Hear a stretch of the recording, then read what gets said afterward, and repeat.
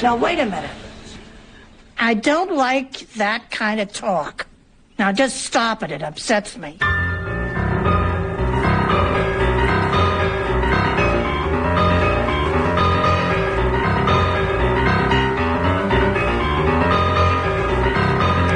Well, it may be freezing, blooming cold outside, but it's boiling in here. It's the aircon broken again. I could toast nuts in here. The nice man on the news was talking about White Christmas, which apparently we're going to be getting nothing of the sort. It's going to be, well, a little while ago we were told it's going to be a freezing, long, cold winter, right? Now they say, completely, just ignore what we've just told you, it's actually going to be completely the opposite. But that's not the kind of white powder that I'll start with. Apparently, Britons are the world's biggest cocaine users, a shock survey revealed yesterday. Anybody shocked? 1 in 20 youngsters took the Class A drug last year, putting the UK ahead of America for the first time. We're number one. A drop in the price and an increase in supply is thought to be to blame. Now, correct me if I'm wrong, but the government is considering reclassifying marijuana from a C to a B, or whatever sort of alphabetic spaghetti it is, in order to send the right message. What class of drug is cocaine? A, right? What? Can't hear you. Hello? Nothing. Still not speaking to me. I think you're right, Nick. Oh, there you go. You're looking at me like I'm speaking French. Think I'm right. Right. Now we can move on. So the message that they're sending about cocaine, very stern. Yes? There can't be any misunderstanding about what message they're sending out about cocaine, and yet we're taking it in ever larger amounts, and it's cheaper than it ever has been. So, what's this nonsense about giving out the wrong message? Like it would make any difference, as though anyone under the age of... Well, let's pick a number from space, shall we? 40, 50, 60? Anyone is listening to what the government's message on any given issue is. It's just nonsense. A report by the European Monitoring Centre said that clubbers were now more likely to use cocaine than ecstasy. I find that strange. Don't you think that's odd? It's such a difficult thing to take. It comes in powder, and you've got to put... where are you going to find a place in a club to chop it out? Top of a toilet. I mean, you would want to get in and out of a toilet in a club within seconds. Wouldn't you want to hang around in there? I find that a bit bizarre. Whereas ecstasy, you can just pop, right? Like an aspirin. Home Office Minister Vernon Coker. That's his actual name. I swear, Gordon Brown must choose the people in his cabinet on the basis of their weird names. You've got Darling and Balls and Coker.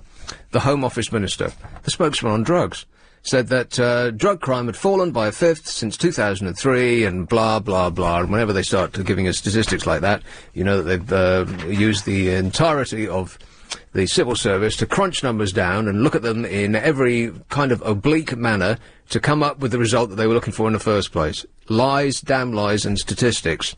But you know the greatest danger of drug drivers? What age range would you say you were more likely to get hit by a drug-taking driver? What would you say the... 27 to 35? Met by almost complete silence. 27 to 35. 35 and older. 35 and older. Drug driving? Yeah. Now, is it because you've read this report? No. Drug driving old ladies are a bigger menace on Britain's roads than young dopeheads behind the wheel, according to Europe's drug experts. This, I think, I pulled out The Guardian. Dopeheads, they said. They say studies across Europe reveal more often than not, drug drivers identified in random police stops turned out to be elderly women who have taken a minor prescription tranquilizer such as Valium or Librium, and are unaware of the drug's effect on their driving. I could go for a couple of pints of Librium right now, myself. A study published yesterday by the European Monitoring Centre for Drugs and Drug Addiction says that there's been an increasing concern over the impact of drug driving, with the law being tightened up and penalties increased. But it's only in the last 2 years that researchers have looked at who is behind the wheel in most drug driving incidents. And I would have expected it would have been kids off their face coming back from banging, slamming, crashing action all night. Not old ladies on Valium. These results were backed up by similar studies across Europe, which showed that drug drivers were more likely to be middle-aged or elderly women who used prescription tranquilizers than young men who'd taken cannabis. He said that drugs could double the risk of an accident, yet many drove unaware of the effects. Always read the label. Do not operate heavy machinery. So those were the two surprising drug-related stories that I have for you today. But that's not what I want to talk about. It being Friday, I don't have, Friday's got nothing to do with it. I don't have an agenda because all the papers were interested in today was Northern Rock, and I'll talk about that if you want, and Malcolm McLaren. Not Malcolm McLaren. How soon we forget. Steve McLaren. And that was about it. Oh, they had a little dust of the kinetic bonanza that the civil servants reaped when the part of the Ministry of Defence technology arm, the what you would dub as Q department in a Bond movie. They sold that off. I think they make, I'm not entirely sure what they do, but I think they make all sorts of exciting things. People in white coats beavering away, making bombs that, instead of just exploding when you step on them, they'll pop up and then burst into 1,000 fragments in order to kill more people. You know, imagine spending your life trying to perfect things like that, and then you go home to your nice family environment and you tuck the kids up in bed and read them a nice bedtime story. I can't imagine it myself, but our dark overlord's reputation for prudence has taken another battering with the sell-off of part of this Ministry of Defence research arm, Kinetic. It took a battering about Northern Rock, which apparently is through some complicated mechanism, the 24 billion that you and me and everybody else in this country, all those poor saps, have stumped up for this failed business, apparently we might not be able to get it back because much of the assets that it's been loaned against aren't the assets of Northern Rock at all. It's some other company, and I sort of only half read this. It was in part of the business pages, but they've been promising us that all of this money, 24 billion, which I think is 24 days tax, staggeringly, I think would take the amount of money that's taken off us on a daily basis in tax is £1 billion. Don't you find that surprising? Yes. now you're jumping in just because I started lashing out wildly earlier on. Paying full attention. Good now. Man, yeah. £1 billion a day. So when you hear things about, this will cost $1 billion and that will cost it's just a day's money to them. Amazing, don't you think? Pocket change. Exactly, yeah. But 24 billion, that's quite a large amount. I mean, that's the sort of amount that they would throw at the NHS and get nothing back for it, but they'd be able to tell us that they're spending ever larger amounts, so that must be a good thing, right? Absolutely. Now you really are joining in. Now you've stepped just a little the other way, but no, keep it up. That's good. Step back a line? Yeah, no. Keep charging forwards. Okay. Yeah, so that's the Northern Rock problem. That the 24 billion that our dark overlord, he promised that we'd get it all back when they sold it off. Apparently, we might not, because the assets that we have lent against aren't necessarily those of Northern Rock. There's some other company that does offshore shenanigans. I can't really remember what it was, but it was some. The business pages were aghast at this latest clangor from a man whose entire reputation is based on prudence, right? Tight-fisted hand on the money of the economy, your money. This is the same guy who sold off something like 60% of Britain's gold reserves, which we'd had locked up in a bank for hundreds of years, in order that the pound in your pocket actually meant something. We, what does it say on a fiver? We promised to pay the bearer. The bearer, yeah, exactly. Well, what do we promise to pay? Give him another fiver? No, it's the gold. That's what the gold standard was, right? So we locked all the gold away, and we released the amount of cash into the economy only equal to the amount of gold that we had. So, in the worst circumstance, they could chip bits of gold off the big block in the bank and give you all of it if your money meant nothing. But he sold all that off at a 20-year low in the market, losing us, well, I mean, let's pick a number from space. Hundreds of millions, if not billions of pounds. Well, that wasn't very prudent. That was ridiculous. And he did it in order to prop up the euro. The suggestion is, in order to make the euro, which was rather unpopular here at the time, still is, look like a better bet, more valuable. So he sold a gold and bought the euro to no great effect. So it seems like he screwed that up. We'll make a list of things he screwed up, and we'll be back with that in just a second. It's 7:16. Here's Travel Now with Alan Joyce. Thanks, Nick. Abbott. And I can't stand him. I'm presented with the people I've barely ever met before, so it's a nervous time for me. You're going to have to help me out this evening, ladies and gentlemen. I'm not going to set an agenda, just like James was saying on the nice trail there. It's up to you. 0845 6060973. I know you're not out, you're in. It's bloomin' freezing outside. I'll talk about the weather in a minute. But first, the complete inverse of that is Jamaica, and you can win a fantastic holiday to that place with the Jamaican Tourist Board online at lbc.co.uk. If you go to our website, answer a question about Jamaica, then you could win a luxury trip for two to Jamaica. Once you go, you know. You can find out more about Jamaica by downloading the podcast at lbc.co.uk. Still nothing. Why is there nothing? No calls. Well, wait then, shall I? 0845 6060973. Do you think they were put off by my Northern Rock and Kinetic thing at the beginning? Well, everyone's talking about it. The Kinetic bonanza.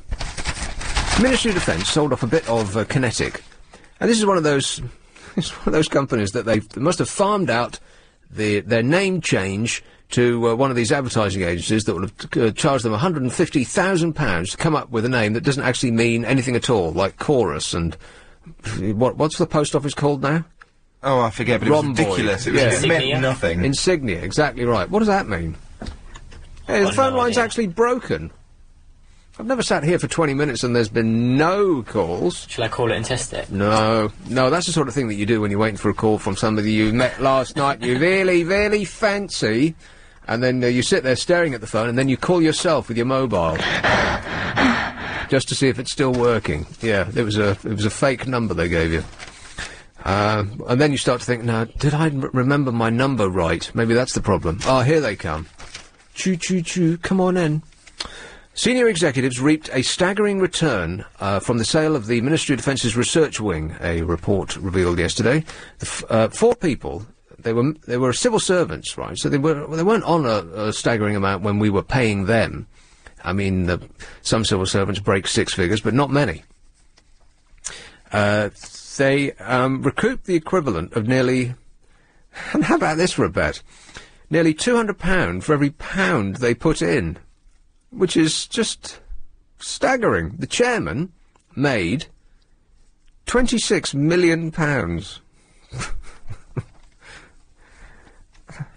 National Audit Office has been looking into this. They said that the taxpayers missed out on tens of millions of pounds from the part privatisation of Kinetic because it was sold off at a knockdown price in 2003, much like the gold. And it seems that everything that the government sells is sold at a knockdown price. Or they just seem to be unable to carry out contractual negotiations like normal human beings. Like the same with the doctors and consultants thing. They tried to wrest from the consultants more work for a little bit more money. They said, we'll give you more money, and for that you can do more work. We'll note everything down in your contract, and we'll nail it to the wall. And they said, yeah, all right then. Well, come to find out, they do get more money, 25% extra, for actually working less. That's the level of competence that we've come to expect from the government when they conduct negotiations with people on our behalf, prudently. National Audit Officers, we've all missed out. Sir John Bourne, head of the Public Spending Watchdog, says that more money should have been secured for the public purse. That's putting it mildly. US private equity giant Carlyle paid $42 million for one-third chunk of the research firm. They paid $42 million. 3 years later, they sold it for $374 million. That's just amazing, isn't it? How can you undervalue a company by quite that much? I think partly it's because it's not their money, it's not the government's money, and they don't care. In much the same way as, for instance, if the managing director of a company was going on business, then he would have his secretary call up and get him a flight. And the secretary, she doesn't care, it's not her money. She would do the least, the thing that would be least irksome to her. She's not going to go trawl around the internet to find the cheapest thing available. She's just going to call the airline direct, the simplest thing. She'll get the first fare that they quote to her, job done. And she can put her feet up and spark up a cigar. It's the same kind of mentality, that they don't care because it's not their money. The Audit Office reports reveals that fortunes netted by senior managers at Kinetic, which is a capital Q, I-N-E-T-I, capital Q. It's got a capital Q at the end as well. And I think the capital Q at the end must have cost another £100,000. The chairman invested 130 grand. Now, if you had 130 grand to invest, how would you like to put that down and get £26 million back for it? Amazing. I would imagine that someone, like the chairman of a part of the, a Ministry of Defence Research organisation would be earning about 130 grand a year. I mean, he ain't going to be no millionaire, is he? So he put down, say, a year's wages, got back 26 million. The chief executive officer put down 108 grand, got back 21 million. All of this could have been our money, you understand. The commercial director put down 70 grand and got back 14 million. And it just goes on and on and on. It says, Sir John, the head of the public spending watchdog, said the level of return exceeded what was necessary to incentivise managers, which is putting it mildly, isn't it, Aid? Yeah, absolutely. I'm sorry, I was just drifting off again. They have our best interests at heart. No. You just don't care about, well, I know, it's dry finance stuff, but it's an indication of the way that the country's being run by a man whose reputation is based on his ability to run the finances of the country. And everything that you throw the spotlight on that he's done looks like a giant screw-up. It's all a bit intellectual for me and it's complicated. Oh, right. Okay. What would you like to talk about? Cake? Yeah, I keep eating it and I'm so fat. Yeah. Well, I read something today that says it's not, excuse me, eating cake that makes you fat. It's a lack of sleep. Oh, I know about lack of sleep. People who aren't getting 7 and 8 hours sleep are wandering around like zombies. Apparently, their bodies are storing the food that they eat rather than burning it up. Also, air conditioning and central heating is making us all fat. Basically, it was this report. Maybe it was written by a large person. Seemed to be removing responsibility for your waist size from you and putting it onto external factors. Like, it's not my fault, I was like that when I got here. Yeah, just big boned.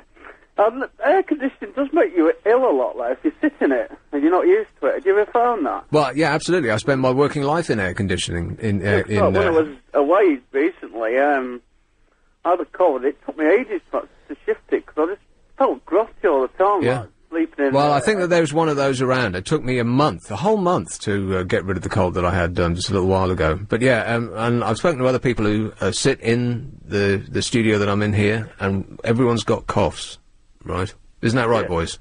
Got coughs? See? Yeah, I mean, this was what I want to talk to you about. This digital switchover, how come people make such a fuss about it? You see adverts and websites about it quite a lot, don't you? How to do it. What, you mean... You mean it's simple? Is that what you're saying? Right. Well, yeah. You're a sprout, Adrian. You are a youngling. People like my dad, for instance, who still calls the television the wireless, doesn't got the faintest idea what any of that means. And there's no amount of telling him that will make it sink in. I think, if you haven't grown up with computers and hi-fis and all of that sort of stuff, your brain isn't wired to take on the information. It just sounds like someone's going, murmur, murmur, murmur. There's no meaning to it, and you just don't, it just doesn't lodge with you. It's not in the same category as a computer, though, is it? I mean, a set-top box, you just plug it in, plug it in your telly in the aerial, switch it on. Well, yes, you would think so. However, not, no, apparently not. I really think that old people don't get it. They just don't understand. They don't know what it is. They don't know how to get it. And, I mean, my dad's got digital television, and he still doesn't think he's got it. He's got no idea it's there. He's looking at it all the time. It's as though he's never seen it. I mean, they keep asking if you know when yours is switching off. Do you know when yours is switching off? The analog.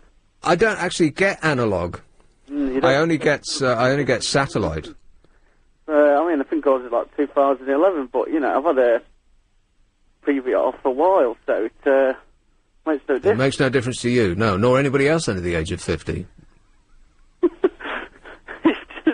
It just, you know, really mystifies me how people don't. I mean, I can understand, like. Oh, Aid, I'd hope that you were going to end there, but I've got to end now. I like you. Do you like me? So we'll be seeing pictures of the kids in the bubble tomorrow, eh? Isn't that exciting? 52 children in a bubble in the Science Museum, right? Which the man made by using his own special recipe. Special recipe. It's Robert from the Rhondda. With a very large gut. I've just eaten. Oh yeah, what have you heard? Lamb. Lamb? Lamb. Do you know what? Tried to find mutton recently, because they always say, you know, mutton, lamb and all that, but what does mutton actually taste like? Can't find it anywhere. Chicken? Crocodile, no doubt. I have no idea. If anybody knows where to get some lamb, near London, I'll pop up, yeah. Well, I thought that you were west placed for lamb. Isn't that where lamb comes from? The Rhondda. The Rhondda? Well, you know. Wales. Bits of Wales, yeah. Yeah, well, expect so, yeah. Plenty of sheep around. Although not as many as you think. Anyway, let's get off that stereotype, shall we? All right. How are we? Ah, very well. How are you? Very good. How's Elizabeth from Cheddar? I'm glad I docked her off on you. Yeah. I didn't know it was going to work out like that. I'm very sorry. Anyway, yes, I went to Real Ale Festival yesterday. I thought the real ale was very unfashionable these days. Far from. Really? Yes. Well, I imagine students always like ale. But I bet it was in some sort of backwater, some local yokel place that's stuck in, you know, recent past. Not some fast-forward, modern place. Where was it? It was in Cardiff City Hall. Yeah, like I said. Yeah. Yeah, so there was a council meeting going on. Underneath there's a bunch of rowdy old fat men with big beards. Yeah. Oh, God. Testing the quality of the ale by pouring it into the top of a stood-up barrel and sitting in it in their leather hose. Oh, you know, there's some stereotypes, but I walked in and I was disgusted. Isn't that how they... I thought that was one of the methods in which they tested the quality of the ale, by putting on lederhosen and sitting in a puddle of beer and seeing whether they stuck. Is that not true? I'm sure there might be one brewery somewhere in probably Germany that does something like that. Right. I hope not, no. No, I thought it was British people from strange parts of the country with odd accents and luminous orange facial hair. You know, those people. Cornwall. Yeah, I'm sure. Yeah, that's what I said, Cornwall. Yeah. No, it was very nice. It cost £3 to get in. You had a free, it cost £3 to get in. They give you a pint glass to take home. And then you can fill it ad nauseum. And then you go up... Literally. To the 500 different ales and ciders they had. Ah, cider. Oh, yeah. Everyone was on the side apart from me. Right. I was driving, so I had half of one. Yeah, good man. And then I hung around for a long time for the effects to wear off. But I think it's extraordinary that cider, simply because one brewery, do you brew cider? One manufacturer, had the brilliant idea, which seems daft at the time, to put ice in it. Yeah. And the sales went through the roof. I can't understand why one would follow the other. It doesn't taste so, I don't know, sharp and horrible, I guess. Well, it just waters it down, that's all. Well, that's all it is, yeah. But and it's very expensive, that stuff. Phenomenal, yes. But they didn't have a very good summer, because it was very wet. That's correct. So, perhaps it's gone a bit cheap now. But it's still more popular than actual real ale, which I think is like newspapers. They've got an ageing demographic. Eventually, no one will be able to sell newspapers nor ale anymore because all of their adherents will be dead. That's a very good point. We had a lecture today. We had the head of an international organisation on trauma for journalists. Trauma? Yes. How to deal with people in stressful situations. What, like when they call last orders, that sort of thing? Yeah, that kind of thing, yeah. And they were telling us the do's and don'ts. What, don't ask a woman whose family has just been wiped out in front of her how she feels? Well, they brought in this lady. She came in, volunteered. She had a traumatic experience with cancer. And she was telling us her experience of journalists. Yeah. So on the whole, most of them were good. But there were some which were just evil and horrible. Well, I think that's the notion that the general public has of journalists. Well, the statistics on that say, if you break down what do they mean by journalists, TV newsreaders have a 70-odd% trust rating. Well, even that jerk who giggles the way through his entire programme on the BBC news channel. It's so irritating. Every time I turn him on, he's laughing. He's laughing with the sports guy, and he's laughing with the weather person, and he's laughing with and giggling with the woman that sits next to him, and his whole world is just one big laugh. Well, next week we're having Helen Bowden from the head of BBC News coming down. Right, well, ask her about it. I'll tell her. And Alex Thompson from Channel 4, so I'll have a go with them. Right. Channel 4 News is... I haven't watched Channel 4 News in a good long while. Yeah. But, Okay, tabloid journalists are the ones with... evil, nasty people. 13% trust rating. Right. And in between is the broadsheets and your... Well, it's interesting because the trust rating, we don't trust them at all. Ask people whether you trust a tabloid journalist and you'll say no. However, people buy tabloid newspapers, never greater numbers, and each tabloid newspaper is read by not just the person who bought it, but 2 or 3 other people. And whether you say you believe it or not, once you've read it, it's hardwired into your brain so that you can't, Forget about it. Yeah, the judgment filter is gone when you're reading it. Because it's in print, it becomes the truth to you. It sticks. I don't think most people buy tabloid newspapers to read the news. I'm sure they're buying it to just the TV listings or something. Because it's cheaper than buying the Telegraph, which is, whatever, 90 pence? 80. 80, there we are. So why would they buy that to see what's on later tonight? When they can, or just the sport. They're not interested in what they've got to say about the EU Constitution. The Sun are kidding themselves. I don't care. A couple of white van men, that's about it. Well, the Sun puts their actual news on page 2, which is the only page in the paper that you're almost guaranteed that no one's going to read, because it's right opposite page 3. Yeah, so if you're in a train, you can't really look at it. You've got to brush past very quickly. Yeah, that's right. Oops, I'm not looking at that yet. That kind of thing. Which is kind of amazing, really, that the biggest selling newspaper in this country is something that most people would be embarrassed to be seen with in public. Yeah, and next page, as you always say, sex shame of priest or whatever. Yeah. Terrible. Anyway, on that thought, I'll leave you to it. All right, cheers, mate. Ta-ra. Here is Crawley. Hello, Richard. Hi, Nick. Richard. Well, over the last few weeks, you've made lots of references to the supposed folly of the government selling off the gold reserves. Yeah. Well, I kept thinking, I'm sure I've read somewhere before why they'd done it. I kept trying to think, and then I finally found a book that changed my life about 8 or 9 years ago, The Motley Fool UK Investment Guide. The what? The Motley Fool UK Investment Guide. Motley? The Motley Fool. Spell it. Motley. Motley. And Fool is F-O-O-L. S-O-O-L? F for Freddy. Oh, Fool. Motley Fool. Yeah, it's a famous website. Right, never heard of it. .co.uk. Okay. So, it basically teaches you, the book basically teaches you how to invest, to the layman, not, because most, investment books are quite dry and sort of written by the vested interests. So this is kind of different because it's sort of independent from all the sort of companies that are trying to sell you stuff. Right. So what do they say? Go down to Monte Carlo and stick everything on red? Well, in the first chapter, it sort of goes through all the different sort of possibilities you could invest in, including going to the bookmakers. And the chapter is called "All That Glistens Is Not Gold," basically saying gold is not a good idea. And I'll read you... Well, that's not what I've read. Over and over again lately I've been reading that gold is at... I don't know, I can't remember exactly what it is, so I'll pull a figure from space. £600 an ounce, and it's going to go to £800 an ounce. Well, this book was written in 1998. Well, it was way out of date then. Well, this will give you an idea why the government sold it off, though. Go on, then. It says, the gold price has fallen from $850 an ounce in 1980 to around $300 today. And some of the world central banks, the national banks of each country, are starting to sell some of their huge gold reserves.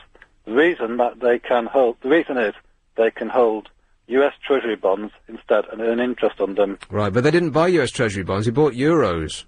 And he sold the gold at the lowest figure that you just mentioned, which was the lowest price for gold in about 20 years. Well, basically, a lot of people were speculating at that time, and what they were doing, they were borrowing gold, selling it for dollars, and then investing it in those government bonds. Right, well, that's not what we did. That might have been what speculators did, but the government didn't do that. They sold it and they bought euros. But, I mean, it was costing the various governments around the world money to store it. Store it? Oh, come on. They've still got the room there, and it's still got some gold in it. There's just less of it.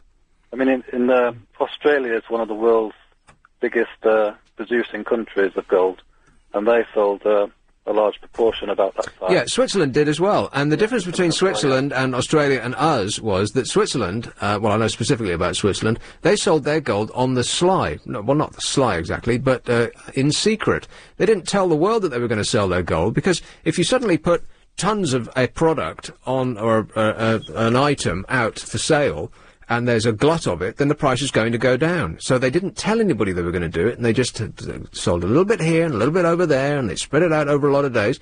Our government said, ta-da! Let it be known, we're going to sell tons and tons and tons of gold, hundreds of millions of pounds, with the result that, instantly, the price dipped by 10%. The very moment that they said it. Never mind about what happened over the next course of the next month or so when they were actually getting rid of it. Their announcement alone lost us 10% of whatever it was that we were going to sell. So that's not. I mean, there's just no way around it, Richard. You can read that book from start to finish. You can understand why they were selling it off, though, can't you? No, I can't. It doesn't make any sense. It didn't look very promising back then, did it? The gold as an investment. Well, apparently, and let's not talk about gold all night long, but gold moves in 10-year cycles, and at the point at which they sold it, it was at the lowest point in that 10-year cycle. If you look at it now, I mean, if you'd bought that gold at the price that they were selling it, and you'd kept it to this point, well, you'd be a trillionaire. You can say that about any investment. You know, you can't predict the future. You could say, people. Oh well, to hell with it then. I mean, that's why we pay people like Gordon Brown. 5 years ago, everybody was saying, "Are you actually sticking up for him selling off our gold reserves, or are you just trying to?" in hindsight, it's obviously bad, isn't it? But I'm just trying to sort of empathise with Gordon Brown. Yeah. Okay. Well, you empathise away, mate. 7:45. Here's Travel Now with Alan Joyce. Okie dokie. Wirral. Hello, Richie. Hi, Nick. How are you? I'm fine. How's it going? Yeah, not bad. I wanted to call up in support of real ale. Right. Well, and then it might be an old person's drink, but if you push it on the younger people and get them to try it, it might take off. Well, it seems that you had to have some sort of gimmick these days. I mean, the gimmick, and I would never have thought of it if I'd sat down for 1,000 years, was to put ice in cider. Because I've been drinking cider my entire adult life. It's always been my pint of choice. And up till relatively recently, I always used to get weird looks every time I'd ask for in the round, people say, "What are you drinking?" And I'd say cider, and they'd react as though you'd just asked for a pint of baby sham. But now, everyone's doing it, just because they came up with put ice in it. I mean, who ever thought of such a thing? Don't you think that's awful? Because somebody got me a Magnus. Because I thought, I'll try this Magnus. Okay, get me a Magnus. And they gave it me with ice in it. Yes.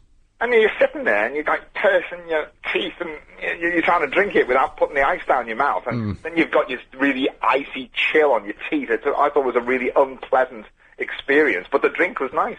It's okay, yeah. But I don't think that the ice improves it. No, it just makes it more watery, and it doesn't fit in a pint. True, and it comes out of a fridge. Yeah. So it's already cold. I mean, exactly. How cold do you want it? Absolutely. But ale is on an inexorable slide downwards in as far as popularity goes. It's an old person's drink. You're right, but also coincidentally, from where you come from, it's a northern person's drink. Yes. And where I've just been to Spoons after work, and of course, like all the real ales are there, of which I am sampling a lovely Snecklifter. A what? All around the real ale counter, it's just old men. Yes. And it's quite interesting, though, that I got into real ale because somebody who's younger than me got me into it. It's a sort of a train spotters type of drink. I can imagine there is that to it. Because people, I think the thing of it is to drink something that is so rare and unheard of that it marks you out as a connoisseur. Oh, well, I don't really go for that. No. I just go for what I usually go for a dark one. If it looks black, then I'll like it. Right. You know, so like Snack Lifters are a black one, and I've had other ones in the past, you know, but I don't like the light ones so much. But they'll have to come up with something if they're going to reverse this trend, because otherwise all of those famous breweries are going to go to the wall. So, but what could it be? I mean, we've had beer with a wedge of lime in it, which caused a revolution in itself, and the revolution was partly that bars now stocked actual fruit instead of just those thin slivers of lemons that you stick in a G&T. People actually had limes, and at the time it was a bit of a revelation because we hadn't really seen limes in this country. I mean, you couldn't even get them from the supermarket. You kind of forget what life used to be rubbish when I were a lad. If you could get apples and oranges, and yes, we had no bananas. But limes were something très exotique until Sol, right? Is it Sol? Yes, Sol. Yeah, a Mexican beer, supposedly. Another one as well. They have another one in our pub as well, which they put a lime in the top, and I just can't think what his name is now. But that did actually transform the taste of the drink. It became much more of a summer. It was almost like a fizzy pop, like, you know. Well, I like the white beers, like Hoegaarden. Yeah. But if you go to France, they put a lemon in that, which they would never do here. The thing with those beers is I can only take one, and then after that I've got to have something a bit lighter. Oh, right, okay. Because it feels as though you just nailed your stomach to the floor. They just sit a bit heavily on me. But then if you go to France or Belgium, particularly, they'll start proffering you drinks with the beer that's flavoured with raspberries and, no end of awful stuff. Actually, I had a fruit beer the other day, and I thought it was quite nice, actually. Right, well, I wouldn't say that out loud in the Wirral. I'd mutter that under your breath, mate. All right. Indeed. Thanks a lot, Richie. Cheers, Nick. Ta-da. Here is. I'll go for a break and I'll come back. All right. This is LBC. You're trying to be funny because I'm all out of laughs. Hampstead, poshest Hampstead. Hello, George. Hello, Nick. George. We were talking last night about the Rainbow Revolution and the brand spanking new London party in the Bank of a Zillion Wonders, and I was left with the impression that you were going to join, but you don't seem to have done so. I slipped up. Yeah. You slipped up? Well, okay. Well, I was trying to get to the bottom of what it is you believe in. This is an actual party. You've paid your dues, and you're going to stand for election for Mayor of London, right? Not me personally. I'm looking for a high celebrity candidate to lead it up. But, I have been standing in elections for 23 years with a staggering lack of success. How much money have you lost doing that? Lost? It's cost me well over $1 million, that's for sure. But now that I have the Bank of a Zillion Wonders, I'm very happy about things. And are you loaded or just crazy? No, I'm skinned. Right. I'm skinned. Okay. But I'm looking to get 1,000,001 people in London to join the Rainbow Revolution. Well, you absolutely won't do that. I think they will. What do you stand for? We stand for London transforming itself into a model 21st century city, a self-governing city. Right, now what does that mean? Direct democracy, where we're asking the question, who needs political parties, who needs politicians, who needs countries? I mean... Let me tell you what my dad said to me once, and my default position with anything that my dad says is to come back, oh no, that's not right. And then in a few years' time, when I've thought about it for a little while, I'll think, he is right. Always. He said, why don't we completely get rid of elected representatives and take 1,000 people at random to that would best reflect the general makeup of the population, put to them, through the civil servants, whatever it is that needs to be decided. They'll vote, those 1,000 people, and then we'll carry out whatever position is the result. That's fair enough. In 6 months, then you just you get rid of those 1,000 people and you bring in another 1,000. But with the technology the way it is, everyone could be involved anyway. We could just press your red button. Sort of government by preferendum. So sort of you have a problem, several solutions are presented. The people decide which solution sounds best to them. It's direct democracy. But is that that's not what you're proposing, though, because you'd put yourself out of a job. No, that's what we are proposing. Oh. It's so... Like I said, you are crazy. RainbowRevolution.net, costs £1 to join. 1,001,001 people in London hopefully will join. Right, they absolutely won't. You don't know that. 1,001,001 people wouldn't come out of their front door if you offered them a free fiver. They don't have to come out of their front door, they just have to... tune in to the RainbowRevolution.net and get involved. Isn't rainbow copyright somebody else? You'd think that somebody else would have copyrighted the word rainbow by now. Well, you can't being copyright so lovely. a rainbow. I mean, rainbows are for everybody. It's the Rainbow Connection movement. I began that in 1984. So I think I was talking rainbows very early on. Do you know what the colours of a rainbow are? Of course I do. Well, I'm glad to hear it. I just thought I'd check. That was the cheekiest question I could think of asking you. All right then, name them. Well, red, orange, yellow, violet, indigo, blue, and green. Is the right answer. What this word mnemonic device do you use to remember it, or do you just always know? Oh no, the rainbows are in my mind most of the time. I believe we are. Mine too. Yowza. A rainbow people, and especially here in London. I mean, every nationality and creed is it's like a great big melting pot. I think the first thing we need to do is to build a wonder wall. That has to be the first. Well, I've heard the song, but nobody really has any idea what a wonder wall is. Well, it would be where the M25 is at the moment. That could be the foundations for... What, straight across all 6 lanes? Yeah, good idea. And we could have... And it wouldn't feature on our traffic bulletins any less. George, I've got to go. Here comes the new news. All right, good luck. Thank you. Abbot. Well, the whole world's gone crazy. I am deeply relieved that a poor little pussycat's feeling better now. Oh, there was pictures of it in the paper looking, well, like a cat, I suppose. I was going to attribute some sort of emotion to its little furry face, but of course it hasn't got one, being a pussycat. Thurrock. Hello, Greg. Hello, Nick. Greg. How are you? Good, thanks. Good.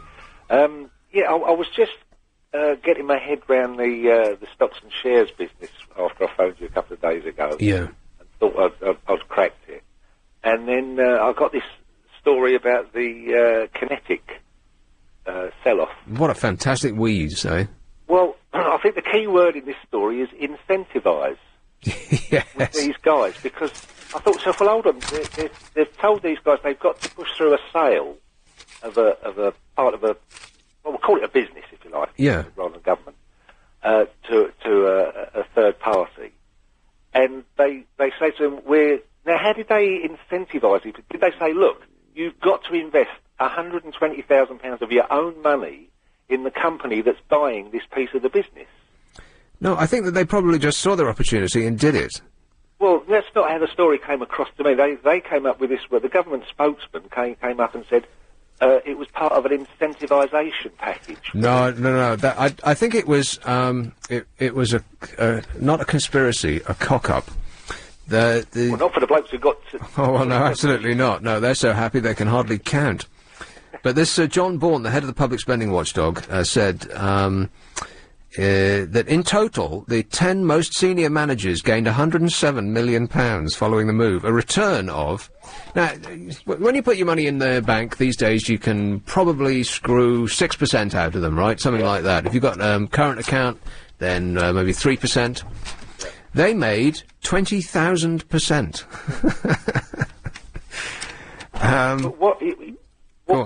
What's the rationale behind allowing them to do that? Well, apparently they allowed these civil servants to negotiate with the company that bought the place that they were working for, the terms of the incentive scheme that they would benefit from. So the government just sort of sat back and allowed them to basically write themselves a giant cheque. Well, yeah, because with what actually is our money. Yeah, well, if you want to sell part of your business, if you give someone the job of selling off part of your business, and say you're going to invest some of your own money into it, then what's the you've got? It's an either or. Either they're going to try and get top dollar for you, or they're going to try and sell it as cheap as possible. And once they know that, they say, "Oh, well, I'm going to invest £120,000 of my own money into it." Oh, yeah, okay, go ahead then. Oh, aren't they good? You know, fancy doing that as well. They must have the courage of their own convictions. Yes. It's just mad. Well, it's not madness, but it's. I'm not speechless, but if I was speechless, I wouldn't be saying anything, would I? But the problem is we read stuff on like this on a daily basis, and we just shrug and go, "Oh well." Exactly. What yes. about that, eh? Because we're not French. Yeah. We do exactly that. We say, "Oh well, never mind," as though it's not actually our money, but it is. The reason why it takes until what is it now, the middle of July, to stop paying tax to the government, I think it's only after something like the first week in July do you start earning money for yourself. That's your tax-free day. Remember, around about the middle of the year, every year, there'll be announcements in the press that say, "Congratulations, you've stopped paying tax now. From what you earn for the rest of the year is for you," which is kind of depressing when you think about it. But and all of these giant cock-ups. We think, oh, well, it's because there's such gigantic amounts, it almost becomes meaningless. But the reason that I've been mentioning it lately is because the man who's now running the country has based his entire profile's not the right word, but I'll just use that. His reputation, exactly, on his stewardship of the economy, which, if you just take a quick peek at his record, seems to be a bit rocky, to say the least. Well, I don't think it was while he was Chancellor. You know, I had quite a lot of confidence in him. I thought he was dour and he wasn't flashy or anything like that. And I thought, great, that's just what we are. I don't need a politician that's got the right haircut and the right dress sense and all that. Right, because we had one of those. Yeah, you know, and I'm sick and tired of all that. And But all this has been gaining momentum for the last 12 months, and they're going, well, once Gordon's in, we're going to let the dogs out, you know, and it's all going to go pear-shaped. Or whether it is genuinely all happening directly under his stewardship, I don't really know. But I don't think, because some of this stuff goes back months and months and months, if not years, you know, the seeds of all these things. But I think that I heard somebody sum up the how successful or not a chancellor can be, and there's two types of chancellor, apparently, according to this man. A successful one, and one who didn't get out in time. In other words, the economy has really got absolutely nothing to do with the Chancellor of the Exchequer. He's just holding on to the tail of a wild animal as it thrashes around, and he might get lucky, and then he might not. But what actually happens to the economy has got almost nothing to do with him. Well, Gordon Brown might have got out in time, I don't know, but Alistair Darling's on a revolving door. He hasn't even got in before it started. Yeah, and you'd have to say that none of the problems that have been put on his doorstep are his fault. No. Gordon Brown is the man that was running the revenue when all of these security measures, in inverted commas, because there weren't any, were put into place under his watch. It's his fault, not Darling's fault. No. Crazy name, crazy guy. But I'll just be interested, you know, if you check on the wording that I heard this morning on the radio, that the government guide did use the phrase incentivisation. Yeah. Oh no, that's exactly right. I read it out. And the phrase was... Now, I don't know whether they persuaded them against their better judgment to invest £120,000 or allowed that, No, I think allowed. Just, they were looking the other way and they didn't really notice, because... If that's the case, didn't anyone turn around and say, well, hold on a minute, they're selling off this business and they're falling over themselves to put their own money into the business that they're selling it to? Yeah, because they can see, being as they run the business, that it's being sold off much cheaper than it should actually be. And so if you buy it at the bottom of the market when they were selling it, and then you sell it 3 years later... I mean, they sold it for $42 million. 3 years later, it was sold again for $374 million. That's a staggering return. And the people that were running the business could presumably see that. That's why they put all their own money in. And I would have done too. If only I'd got the phone call, eh? All right, thanks a lot, Greg. Cheers, tourist. Yeah, but I think that's about right, that Alistair Darling, it ain't his fault. He's just got a funny name and funny hair. And so we're going to start picking on him. But it's got nothing to do with him. You either are a successful Chancellor or you don't get out in time. And I think he's not going to get out in time. Philip! Good evening, Nick. Mr. Lister. I'd like to talk tonight about Geronimo. Geronimo? Geronimo, the Indian guy. They had a sale the other day in San Francisco at Bonham's, and it was all Western memorabilia and guns. I'm going to sound really stupid now. Was there an actual man called Geronimo? Geronimo, well, Indian, wasn't he? He was an Indian chief, wasn't he? I don't know. Yes, a real person. I only know it as something that Pepsi Max types shout when they jump off cliffs and so on. Yeah, they sold one of Geronimo's guns for $100,000. You could have picked up Wyatt Earp's shotgun for $65,000. And you could have had one of Custer's sabres for $20,000. I can remember, what tribe was Geronimo a part of? You got me there, I should have checked that. No, you haven't come prepared, Philip. I have, but you ought to take over from Parky. I can remember watching an American version of Antiques Roadshow. Oh, right, yes. And the only reason that people watch Antiques Roadshow is for two reasons, really. The same reason that people watch motor racing.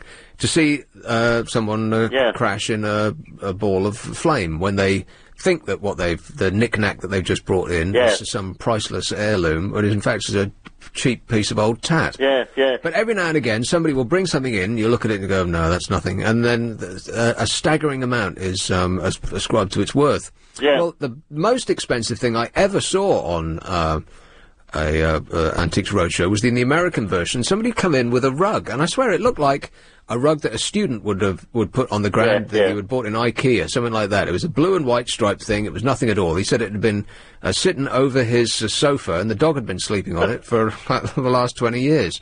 And he had somebody in his family who sort of remembered that it was Indian, and they saved it right to the end, and it just looked like nothing to me. Yeah. And the man said, the expert said, I couldn't believe it when you brought this thing in. He said, my heart dropped to the floor. He said, that's one of the most priceless Indian relics that has ever been brought to my attention, and it's worth $500,000. Wow. I bet the guy, because when they did it, because you just said they do it in America, when they did it in Ottawa, in Canada, I heard that they were queuing about, 6 or 7 o'clock in the morning all round the block. Yeah, well, I can imagine. Yeah. Talking about, we're on about Indians. In South Dakota, at the Custer State Park, they have a sale every year, an auction, and they sell off buffaloes.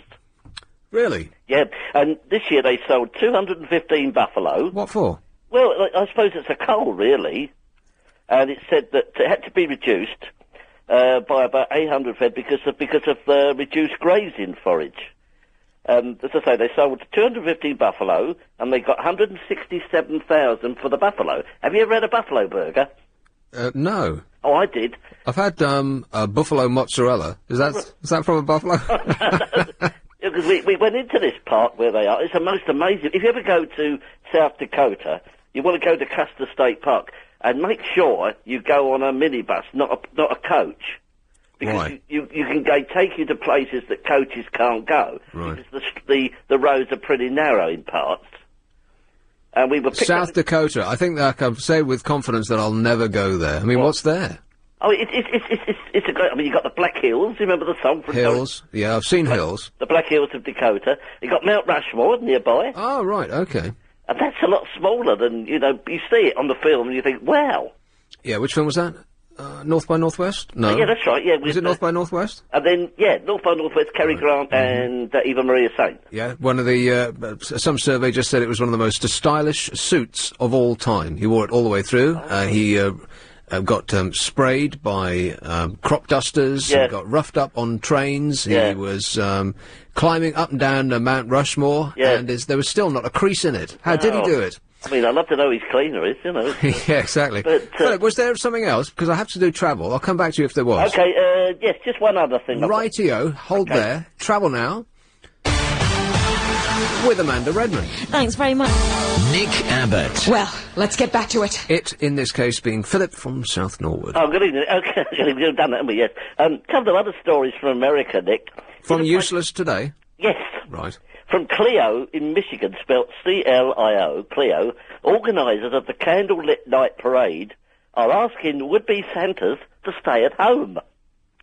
So children won't be confused by seeing a dozen Santas and then ask their parents whether Santa is real or pretend. Right. Do kids actually still think that... Because you think that children are so all-knowing now that you wouldn't think that they'd had the wool pulled over their eyes in the same manner that you probably you had, Philip, and I know I did. I was deeply upset. I can remember exactly where I was when I was told that Santa didn't exist. Mortified I was. I think the age has probably gone down from what it was years ago. It was probably higher in those days, Yeah, I think, well, all they need to do is do a Santa search on the net, and they'll find out really quickly that Santa has been stabbed children to death. Oh, dear. Poor little children all over London, they're trying things at the radio. No, I've seen the demographics. There's no children listening. Oh, another story. A man who married 9 women, this was in a place called Frederick in Maryland, to help them become permanent U.S. residents, pleaded guilty to marriage fraud, perjury, and passport fraud. He married women in 5 states after he obtained his own citizenship through a marriage to a woman. Right. 9 women. At once. Oh, no, not all at the same time. But, I mean, he must have been going around all the states, finding them. Yeah, the world's most henpecked man. And finally, Nick, what pantomime would you like to be in? I've never seen a pantomime. You've never seen one? I haven't been for years, and the way that... Because you see all these posters with all these... Because all the Americans are coming over, aren't they? But they don't do pantomimes. Why? I don't really understand why they would do that. I think somebody started it off, and they must have just gone back and around the pool at the Chateau Marmont. They said what a fab time they'd had. Yeah, because I actually, earlier this year, last year, when Henry Winkler was in Wimbledon, I had the chance to speak to him, and he was on LBC, and he was saying about, he'd heard how, it was a crazy experience, and I think he just wanted to try something that he'd never tried before. Yes. And because I believe he's doing it again this year. Is he? Yeah, I think he's doing it down in Woking this year. Well, I think it pays quite well. Well, probably, I don't know, Henry Winkler, does he get work now? Well, I think he's gone into production work, really. He's done some comedy series behind the scenes production and directing and such like. Right. And you got the guy from Starsky and Hutch. Which one? Paul Michael Glaser. Which one's that? Oh, God, that's Starsky. I'm still none the wiser. Because he did one of my all-time favourite films. Did you ever see The Running Man with Arnold Schwarzenegger? Yes. He directed that. Did he? Well, is that the dark one or the blonde one? Oh, don't know. Well, the singer? Because one of them no, David Soul's the singer. David Soul's the singer, that's right. Yeah. Because that really was a wonderful parody of American quiz shows, wasn't it, with the sorts of... Yes, that's right. I saw David Soul in a pub opposite where I used to live. All right. Yeah, I was just out having a spot of, a spot of lunch. Booze. And he was there with someone who, well, I presume it was his granddaughter. All right. And you just couldn't take your eyes off him because he was David Soul. Which is one reason why no one should be famous, because every time you go out, everyone can't take their eyes off you. Last night, when I was just going to switch the TV off, and I came upon, they had the Graham Norton show was on last night. Oh, yeah, and Graham Norton. They had the guys from the Dukes of Hazzard on. Really? John Snyder, Tom Wopat, and they even had the girl. Is it Daisy May, or whatever her name is? Daisy was her name in the programme, wasn't it? Catherine Beck, or right. Why? Why were they on? I don't know why they were on, but I stayed with it. It was, they were talking about, the programme, and they had, because they had people dressed up as the various characters, and, it was good entertainment. It was. Must be coming out on DVD or something. Probably, I know it's been out on DVD already, but finally, what pantomime would you like to be in? Well, as I said, Philip, I feel a bit silly saying it, but I don't think I've ever seen a pantomime, so I don't really know. No, oh well, we'll let you off then. All right. Okay, Nick, all the best. Cheers. Yeah, he mentioned something about Santa, and I gave this a story a little while ago, but there's an edict just went round in Sydney, Australia, to store Santas there, who are now banned from saying ho, ho, ho, because it sounds too close to the American slang for prostitute and might offend women. What? Here's Bromley. Hello, Fulton. Hello, Nick. How are you? Good, thanks. Listen, I may be a bit of a disappointment to you because your callers seem to have a lot to say and have a long call. I just want to make it a couple of little points, if I may. All right. Okay. Your friend your caller who called in earlier regarding the Rainbow Party. Yeah. He made a point about with the technology we have now, everybody could have a vote on every issue. Yeah. And I just have to say, I think an awful lot of people read the Sun newspaper and such like, and on a, person-by-person basis, I think I prefer professional people running the country, people who are trained to run countries. Yeah, you've got a point there. The problem with the idea of getting 1,000 people, or indeed the entire country, to decide on everything that needs deciding on, is that most people will just do what they're told by the paper that they happen to have read that day. Indeed. Because the paper that they read, it might not necessarily tell them what to vote for, although often they do, but they will put just as the government does, they'll put the facts in such a way that you have to come to the conclusion that choice A is better than choice B, whereas in reality it might be completely the other way around. Absolutely, absolutely. And if I could just mention one other thing, I think it was last night in your show, you just touched on the subject of service charge. Yeah. And I have to say, I just don't get that. Now, you're not one of these people that would order a pizza and then not give the bloke in a crash helmet £1. No, absolutely not. It's purely the point of service charge. Why do some places put... Surely, if you get good service, you give a tip. The meal you've had, you pay for, and that's fine. Why do some places have it built into the bill that there is a service charge? Well, I think that don't they pay their staff, like? Well, that's the awful truth of it, is that probably most of the places that do add, and it's 12.5% average these days, aren't giving that money to the staff. It's just an extra charge that goes straight into the tin mark profit. Well, this is exactly the point. I just don't get where service charge came from, what it was supposed to be for. A chap opens up a restaurant and he sells me food, and I go in and sit down and I eat it and I pay him the price he asks, and then he wants another 12% because I sat on a chair or I was in his establishment. It's like the shopkeeper in the corner shop charging you an extra 2p on your newspaper because you walked on his floor when you were buying the newspaper. That's very true. And why you tip for some things and not others that seem quite similar doesn't make any sense to me at all. I do sort of object. Now, I don't mind about paying service in a restaurant, because I know I have worked in a restaurant and I know how badly they are paid and what a dreadful job that is. You're on your feet for 8-10 hours a day. Everyone you serve is a nightmare, and the kitchen staff are screaming at you. It's horrible. Well, my point being, why don't you just put the price up by 12.5% and pay your staff a decent wage? Well, they do that in other countries. I think that's the case in Spain. I think it's the case in France. And if someone is exceptional, you can give them a tip on top of a decent wage. Yeah. But why pay them badly? Tell me you're selling me a meal at whatever price, and then add another 12.5%. Why not just put the price up and pay everybody more, and if we get good service, we give good tips, and... In much the same way that the government has cracked down on airlines for telling us you will be able to fly from here to outer space for £1. Exactly. When you come to pay the price, it's not £1 at all, because you've got all the tax and everything else that goes on top. And they said you must be clear as to what the actual price is. Well, restaurants they're essentially lying to us as well, because there's a bill of fare outside their door, and it tells you what everything costs. But that's not what everything costs, unless you want to make a scene. Yes. And demand that it be taken off the bill. And being British, we don't want to do that.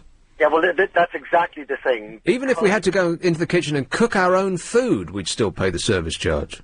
Well, I just like all the extras on your flight that's advertised for £1. They are taxes. Yeah. Hey, listen, I'm sorry, but I've run out of time. But thanks a lot, all right. Absolutely, thank you. Great presenters. Hello, boys. That does sound a tremendous achievement, though, squeezing 52 kids into like a giant bubble that man made of his own secret recipe. So yummy. In an interactive gallery of physics phenomena. Fascinating. Boring. Bracknell. Hello, Jethro. Hi. How you going? I just felt, well, a bit better than I was last night with this cold flu. Oh, yeah, you sound very all bugged up. Oh, Bub, I can't do bugs, Dad. I've got a cold of by dose. Yeah, right. Of course you can, Malcolm. Yeah. Am I the only person that remembers that advert? Every time I say that, I think that people look at me like I've gone crazy. What was the advert for?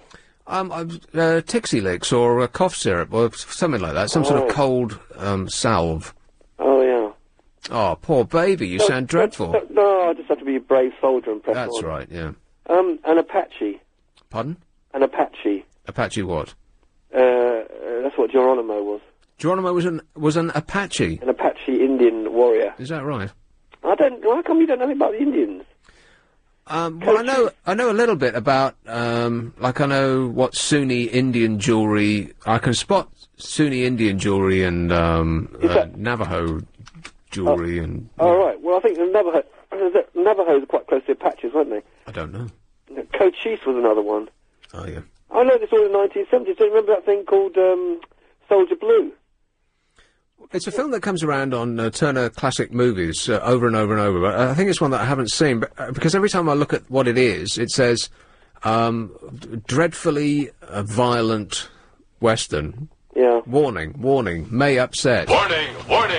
Well, it was because they actually showed what the American army, which was then like 7th Cavalry or 6th Cavalry, actually did to the Indians when they did the Indian Wars, rather than the old John Wayne stuff, which is, get off your horse and drink the milk, and occasionally married an Indian squaw, and they all ended up happily afterwards. They actually showed that they're really quite brutal and repressive and nasty. Did you know when the Europeans first went to America, there was 5 million Native American Indians? And within 100 years, they got that down to 250,000 or something. It's unbelievable. Decimation of their population. Unbelievable. Well, anyway. you could say that pretty much everywhere white man went. Yeah. We disgust me, Jethro. We do, yeah. I think you're right. We've got something to answer for to a certain extent, really. And I think... Well, the American Indians have now built casinos on their reservations, and they've been getting back at the white man for the sale of Manhattan ever since. They are coining it in. Yeah. In fact, to the point that they bought the Hard Rock Cafe. Which one? The Hard Rock Cafe, all of them. Oh, I see. The lot, all of them. So it's not singular. When it says the Hard Rock, it's not singular. It's, in fact, it's global, multi kind of outletted. An Indian tribe now owns the Hard Rock Cafe, and they put on a great show. Aerosmith did the Hyde Park, because they have Hyde Park Calling, which is a Hard Rock Cafe event every summer. And on Saturday, I can't remember who it was, but on Sunday I went to see Aerosmith, and they were late. They were late, and it was cold and it was wet. But on the inside, where where you go and get your free burgers and so on, if you get a press pass, there were tables roped off, which were all American Indians doing. Oh, how interesting! Powwowing or whatever it was they were, whatever it is they do. And they had their own everybody else was standing out in the rain, and they wandered over with, I think they brought their granddaughters with them, And they sat in a tent, square in front of the stage, like they built their own tent for their own comfort. And if you own the company, you'd do that too. I certainly would. Did they rock hard? Aerosmith? Yeah. They were a bit... I mean, I kind of enjoyed it. They were very late, and... what, with their keys, or intros, or what? Introducing themselves to us. They were about half an hour late, which meant that their set was very, very short, because they had to end, at the required time, because otherwise the full majesty of the law would be brought down to bear upon them. Yeah. So it was brief, and they were a bit cartoon-like. I thought, actually, I'd rather be watching the Rolling Stones. They weren't doing self-parodies, were they? I think they become self-parodic, yeah, but I think that's the nature of bands that just stick around for a really long time. I think Rod Stewart did that when he did Do You Like My Body and Do You Think I'm Sexy, and he got into those really tight loon things. Yeah. Shaped his bot thing. Which is a bit of a shame, really, because Rod Stewart's certainly one of the greatest rock voices in history that this country's certainly produced, but he just became a bit of a sort of a circus sideshow freak act. Gordon Brown. No, we don't think you're sexy. Well, some people do, obviously. He's got that morphing blonde that goes around with him all the time. Well, yeah, I wonder what it is that first attracted him to the millionaire Rod Stewart, to paraphrase. Her, yeah, that's right, yeah. I'm sorry, I'm breaking... question marks about his No, I'm breaking in these glasses. All right. Gordon Brown, the master of the British economy... Yes. ...has turned the British economy from the least taxed nation in Europe under the wicked witch of the East, Margaret Thatcher, to the most taxed economy in Europe. Is that true? Yeah. He's also put us into massive, massive debt for the next 40 years by public expenditure commitments that is borrowed, I think. That's actually true. On a personal level, our lifestyle is funded by ever greater borrowing, but on a national level, the economic miracle, if you want to put it that way, or the ever larger amounts of government spending, it's all borrowed. That's right. We're going to have to pay this back. Well, we haven't got to worry, because it's only going to be our children. We can put the whole burden onto our children. It's fantastic. That's if you haven't got any feelings for your children, of course. That's right. But and the other thing is, Metronet, with a public-private partnership, was one of his schemes. Right. And also the tripartite division on the government controlling agencies. That's the Treasury, the Bank of England, and the Financial Services Authority. And as far as I understand it, I'm not expert on this, but my limited understanding goes that the Financial Services Authority is meant to look into banks to make sure that they're operating properly, carefully, and within certain guidelines and limitations, so they don't expose themselves to too much risk. Right. What, like any bank that you can think of? Let me think. No, nothing comes to mind right now. No. Well, I mean, just searching my mind over the country. Anything Plymouth way, London way, no, Birmingham way. Oh, I'm feeling hotter towards the north. Yeah, somewhere up there. That's right. Somewhere up there. Anyway, I won't go on about that too much. But anyway. So what were you doing? Taking for your cold, babe? Oh, I'm taking some one of the top line supermarkets' own whiskey brand. Oh, whiskey. That just dulls the pain. Doesn't actually do you any good. Well, you can't actually do anything. I went to my doctor's this morning. Oh, come off it. Not even I would go to the doctor with a cold. It makes you feel good. The start of any journey towards something is the first step you take, and I decided that I was going to see my doctor and consult with him, and he said, I can't do anything for you except you recommend night nurse. I fancied the idea of a night nurse. And, what's the other thing? Nurofen. Yeah. They're just dulling agents. Well, it always makes me feel good. A couple of pints of night nurse and a fistful of Nurofen. Lovely. You've got to be a bit careful how much of that stuff you take, because you could end up with... Always read the label. Yeah. And do not operate heavy machinery. Exactly. Nothing like a stereo unit or something like that. No. Or a radio show. Or a radio show, yeah. Yeah, and finally, bank managers. Yes. I was talking to some ex-Welsh miners tonight in my local pub. Really nice blokes. They come up to go to the Ascot races. They're staying overnight. Did they still have the bucket and say, support the miners? No, where they got over it. I couldn't believe how... I talked to them about that, and I said, do you really hate Thatcher and all that? And they said, no, actually, our lives have improved. I couldn't believe the words that came out of their mouths, but that's actually what they said. Coal mining was, significant and important, but people are just as well off as they were before, if not more. Speaking of support the miners, by the way, I know they used to rattle their buckets at the bottom of the escalators on the tube. Yeah. And I must confess that I didn't support the miners, because every time they were rattling the bucket in my direction, I thought, well, if the circumstances were reversed, would you support me? And I had to come to the conclusion that no, they would not. Well, that's 'cause you've got no conception of socialist camaraderie. No, I don't. No, you're right. That's the problem. You're just a selfish kind of... Fascist, yeah. Yeah. There we go. You can say goodbye. I think it might be goodbye to say goodbye. Oh, okay. Well, I hope you start feeling better. Echinacea. That won't work. Oh, it won't work. No. Sounds good, though, doesn't it? It does, yeah. It sounds like a dinosaur, doesn't it? Yeah, okay. One of the monster type things. That's right. Have a couple of licks of that and you'll feel... And you have a nice weekend. All right, cheers, mate. Take some time off. Why not? Bye. Time off? I don't get time off. I'll be over at the other place playing... Rock and roll! Let's have, a Wallington. Joan. Hello, Nick. Hey, Joan. Yes. Oh, by the way, I've got interesting news for what's happening on Monday with Alison Bell. She's going to have Alistair Campbell and Michael Palin in a fight to the death. My goodness. Well, that might be all right. No, I don't think they're going to be in a fight to the death, but they're both going to be joining Alison Bell on her show on Monday between 1 and 4. Alistair Campbell and Michael Palin, the nation's favourite, and one is the nation's favourite. Yeah, absolutely. The other not necessarily. Not quite. Between 1 and 4. I wonder what they'll be talking about. On Monday. Well, tune in and find I out. will.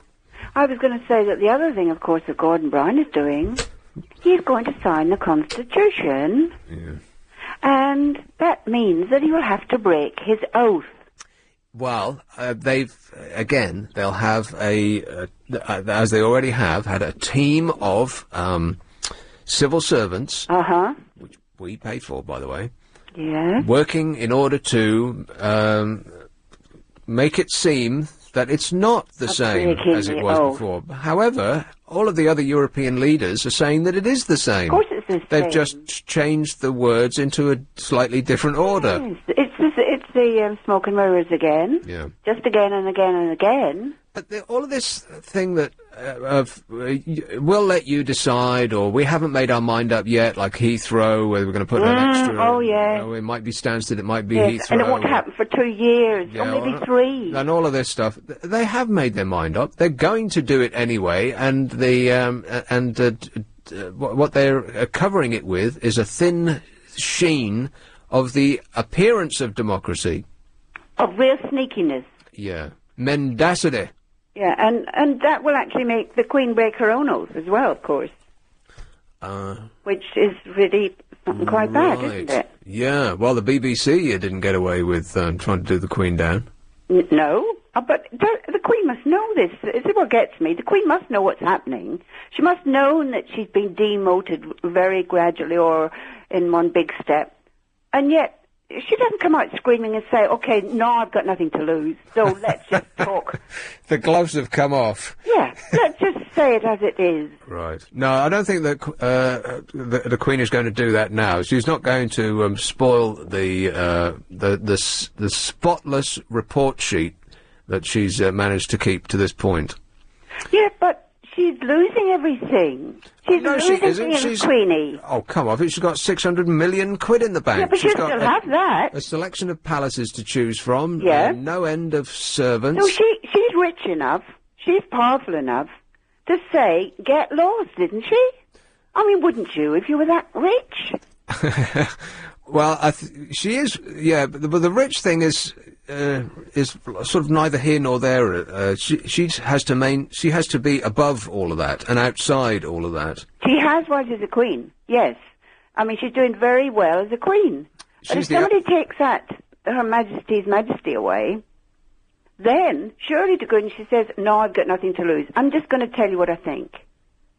Right, going to go out and get hammered and come back. She can just shouting. say, if you're doing this to me, this is what I do to you back. Yeah. No, I wouldn't expect that anytime soon. God bless you, Ma'am. Or is it Ma'am? I think it's Ma'am, isn't it? By the way, if Jeffrey goes to the health food shop and he gets himself... And hangs out with all those other ill, sick people. Yes. Look, I always look quite well when I go in there. I bet you stand out like a sore thumb, Joe. look up and they say, well, are you coming in here? Yeah. Wouldn't be. No, you want the cigarette shop down the road, dear. Well, that's it. Looking as healthy as you do. Oh, get Q&R combinations, new era tissue salts. Take a lot of them just at the very beginning of your cold. Get what, sorry? New era.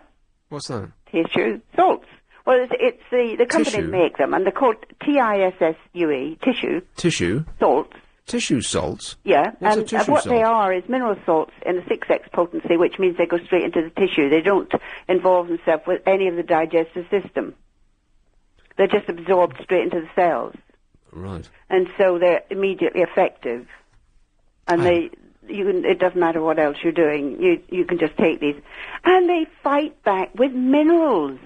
Oh, mineral. Oh, well, you should have said minerals. Yes. Here, Joan, I've got to go. I'm past the break. Okay, Cheers. bye-bye. The breaks come so very quickly. 8:46. Here's Trouble Now with Amanda Redmond. I still want to tell you all how happy I am to be back in the studio. Taking your calls again. 0845 6060 973. Mitcham. Hello, Clyde. Hello, how are you? Good, thanks. Well, I heard somebody talking about the, Geronimo and those the Red Indian Apaches. Yeah, Indians. Now, well, there was they were called the Great Nation of the Sioux, and then in the Sioux there were all these different tribes like the Apaches and the Blackfoot, etc., etc., and this chap also said about Soldier Blue. Well, Soldier Blue was the biggest blot against American history, because in there General Custer went and attacked a village, and it was only women and children. He killed them all. And that was the biggest blot in the American history, how General Custer killed all these women and children. He thought they were warriors, but there were no warriors. Right. And I saw So it. not a happy story, then? No, I saw a documentary on it quite a couple of months or years ago, and I also saw the film of Soldier Blue. It was so sad, that when the white men arrived here from England, went over there to America, and then they built the railway from east to west, and they cut the country in half with the buffalo split on both sides. And then came... By a railway line? Yes, they built the railway line Well, from east couldn't to they west. just walk over the line? Well, I mean, it's not like there was heavy traffic on that line, was there? No, but I'm only going by what I've read. Rightio. And they sort of split the buffalo in half, and some by white men arriving there, and then the chap came, and then they almost wiped out the buffalo by just shooting them for their skins. Yeah, we're like a disease. Yes, they went and they just shot this poor bloody buffalo. They were actually bison. Yeah. Well, do you know what the difference between a buffalo and a bison is? I can't possibly tell this joke again. All right, tell me. No, I can't. You'll have to look it up. Yeah, I shall. But anyway, I'd like to say that that was Custer's biggest blot in American history, that he wiped and killed out women and children, and of course the Americans were there before anybody else. And it was all described in this film.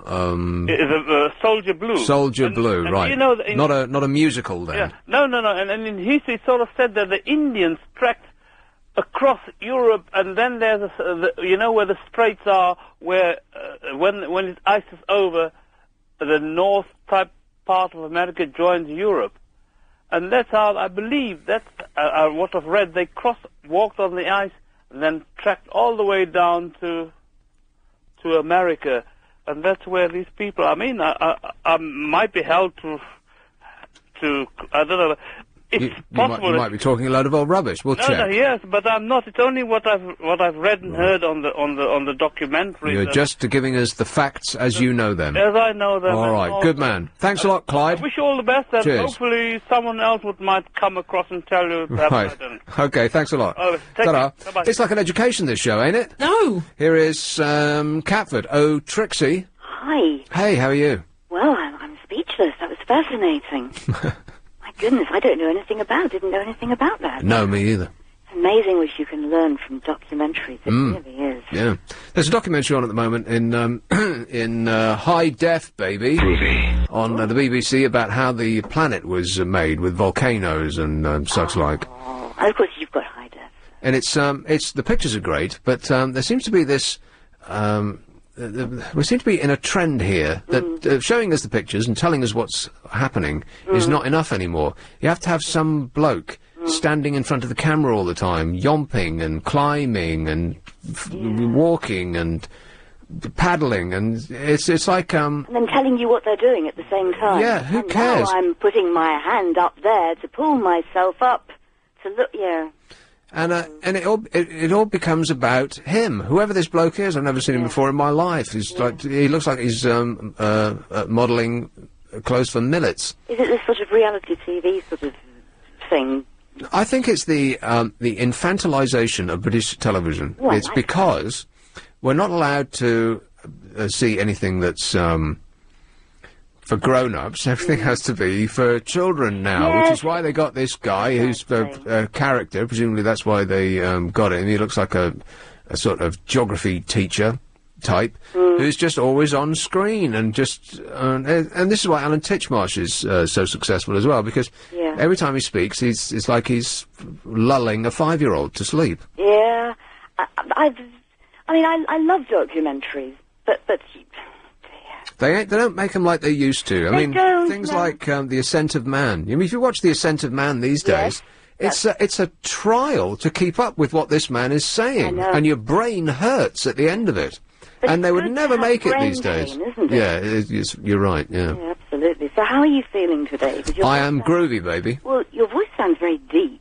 Oh well, that's £1 million worth of technology. Yes, I think you may. I actually sound like Betty Boop in real life. Really? Good grief. Well, are you sure you're not coming down with a slight possible... Well, I hope not, because I work every day. Yeah. Don't worry about me. No, it's all right. I'm just sort of warning you in advance so that you can take, measures. Well, there are no measures. I took echinacea till I was going blue in the face, and it made not... blue in the face, it means you're dying. Not the slightest difference it made. Well, no. As I said, blue in the face, you're dead, my dear. Trixie, we're going to have to pause for the briefest moment. All right, hang on there. This is LBC. This is LB... What? Catford, Trixie. Oh, hello, Nick. Now, colds. There's a thing with, I think there's something going around that is a cold that is a low-level cold. Yes. It doesn't put you in your bed. No, and no, it Jethro, by the way, doesn't make you go and see the doctor. No. That's pathetic. Yep. It just makes you run at, say, 70%. That's right. You have a general malaise. Low grade, yes. Like you're looking at life through muslin. Yes, and you think you're going down with something. Yeah, and but it never actually happens. Yeah, the wusses in the country will all take time off work. Yes. Yeah, but you're not a wuss. But it doesn't really manifest itself in anything icky. It's weird. But it just lasts a month. Yeah, I'm not sure, but my theory is that it's something that you've had when you were a child or some years ago, and the bug comes at you again, perhaps in a very, very slightly different form. Right. But so your body is nearly adjusted to take it, but not quite, which is why you've got that slightly lower level of functioning. And I bought echinacea and I kept it in the fridge, just like you're supposed to, and I had it like 3 times a day, and it didn't make the slightest bit of difference. And there's an advert on the tube right now for an echinacea product that says, I think it says something like, it will make your cold better. How can they possibly get away with saying that? Well, some people actually believe in that, and you mustn't say that, because Joan in Wallington, he really doesn't quite understand what you were saying. I know you believe in herbs and things. Me?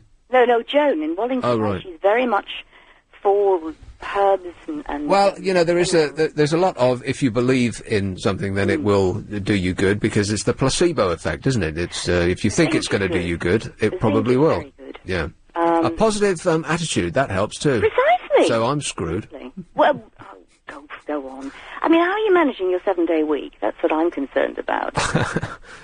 Well, doing you sound fine, but... Yeah. Well, doing the thing at the weekend is so different to this. Yes, exactly. That it's almost like a holiday. Rock and roll! Yeah. So I'm all right. You're coming up to another break soon, by the way. I know you. You are a professional, Trixie. Of course I am. I do my best. Yeah, well done. All right. All right, cheers, my dear. All right, you take care. Ta-ta. Bye. This is LBC. Is this one from York a brief one or not? Why are you standing up? Are you leaving? I get restless. Restless? It's just, well, it's something that I do. It's very untidy. You've made the place look like a mess by standing up. Sorry. Every time I look over it, you're standing up, and I think, oh, he's got to go. He's like he's past an appointment or something like that. Am I keeping you? No. I'll be here for the next hour or so. Rightio. Is it a piles problem? Something like that? No? Can I offer you a cushion? You can. Now, is this a call from York a brief one? Can I squeeze it in the next minute or so? I don't reckon so. You don't think so? Well, he's got quite a lot of information. York. John. Hello, Nick. No, I think I'll just need a few minutes to explain it. Rightio. Well, I'll have to come back to you then. Oh, thank you, sir. All right. Hold on right there. Well, that leaves us with a bit of a quandary. I'll talk about the weather.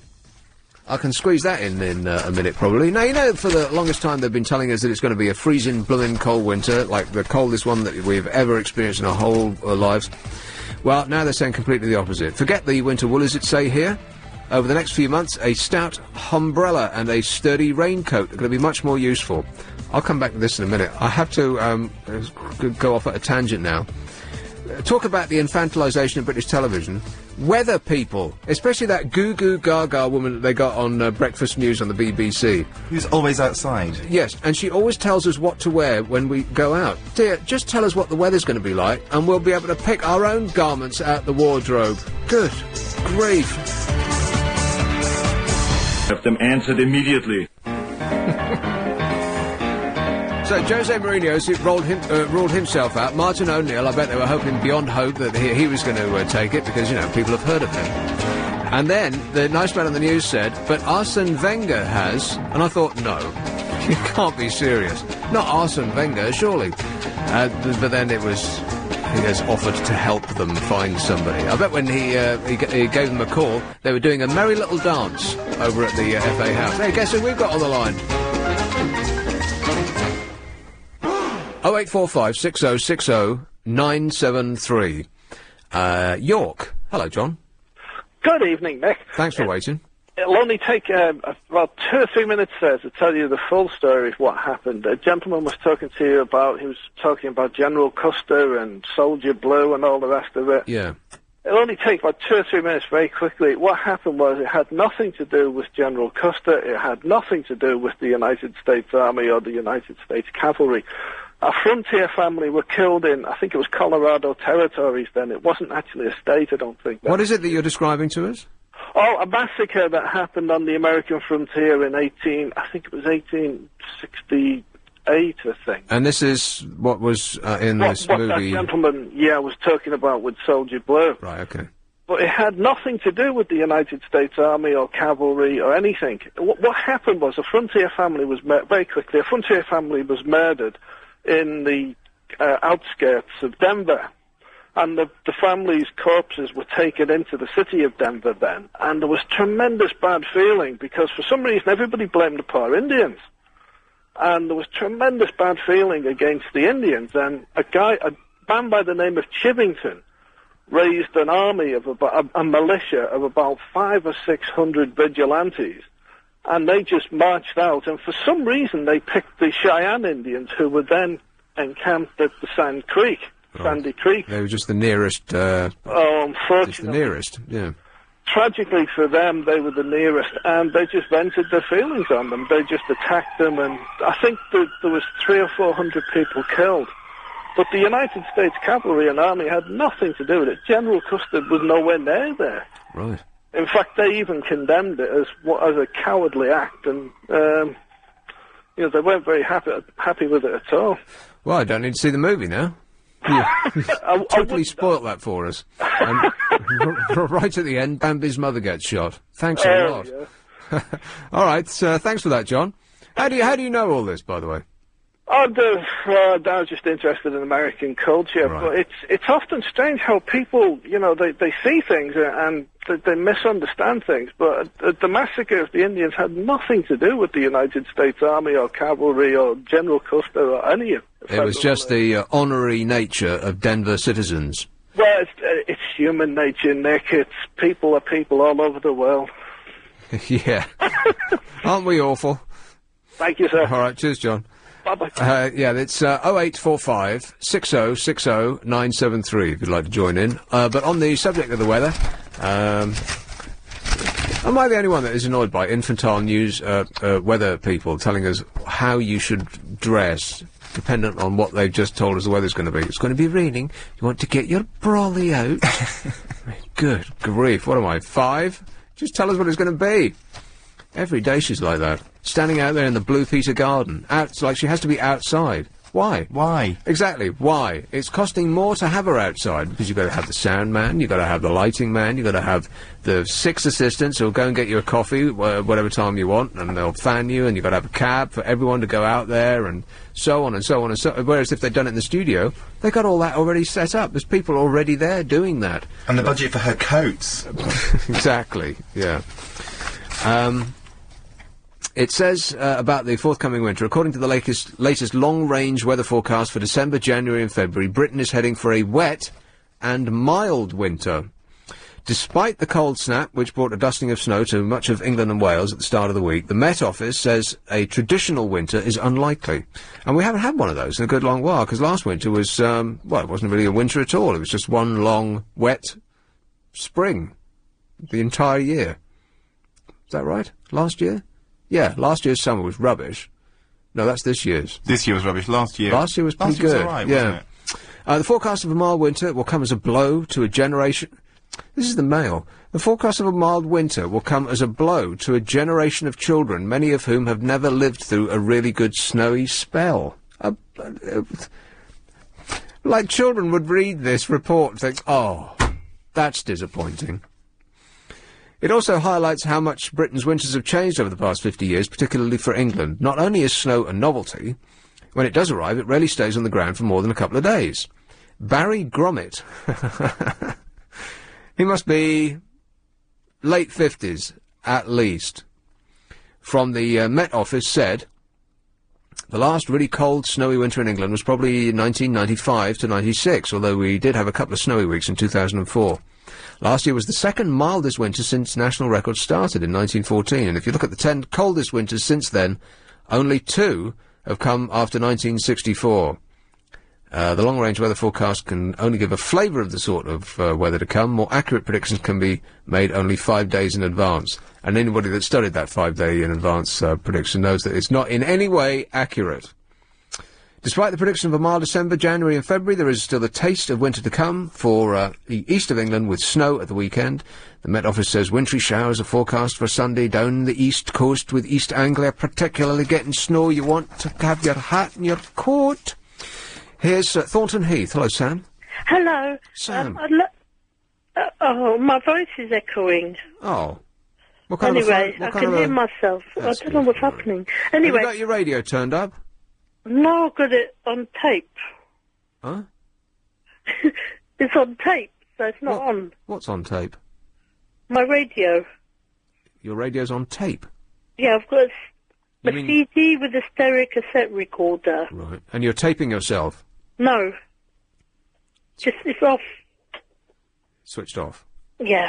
Anyway, it's all right now. Oh, you mean you have one of these fancy machines that does everything, and you have it switched to tape at the moment? No, right. It's off. It's not fancy. It's the old type, you know, everything in one. Right, and it's on tape at the moment. Yeah, nothing's playing, nothing's taping, nothing like that. Well, you can't tape if the radio's not on. I suppose so. No, if the radio's on, you can tape stuff. Well, I'm glad that we got to the bottom of this.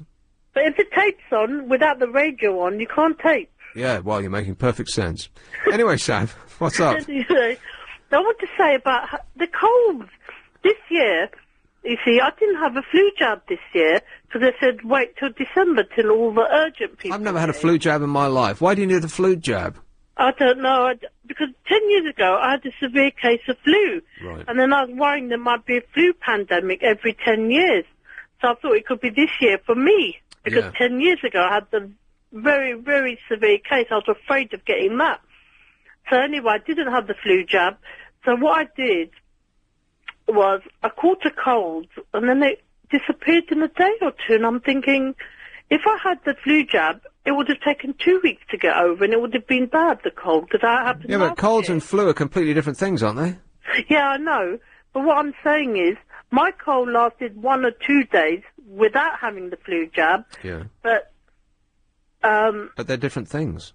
I know. But the thing is, what happened was, last year when I had the flu jab and I was getting a cold, it lasted about over a week. Right. But this is not a controlled experiment. You can't extrapolate from that to this. I mean, it might have been a different type of cold. The flu jab might not have had anything to do with it.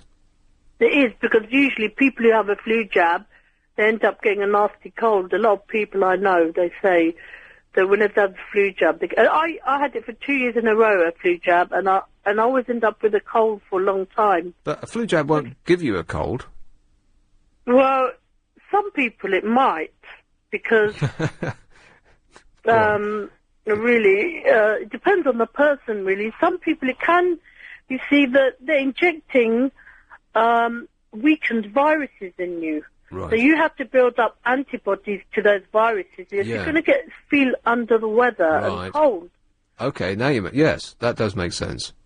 So what happened You have weakened yourself by getting injected with this stuff, thereby making you more likely that you will catch a cold if one's going around. Yes. If you are unfortunate enough to have to travel on public transport, for instance. That's it, which I do. Yeah.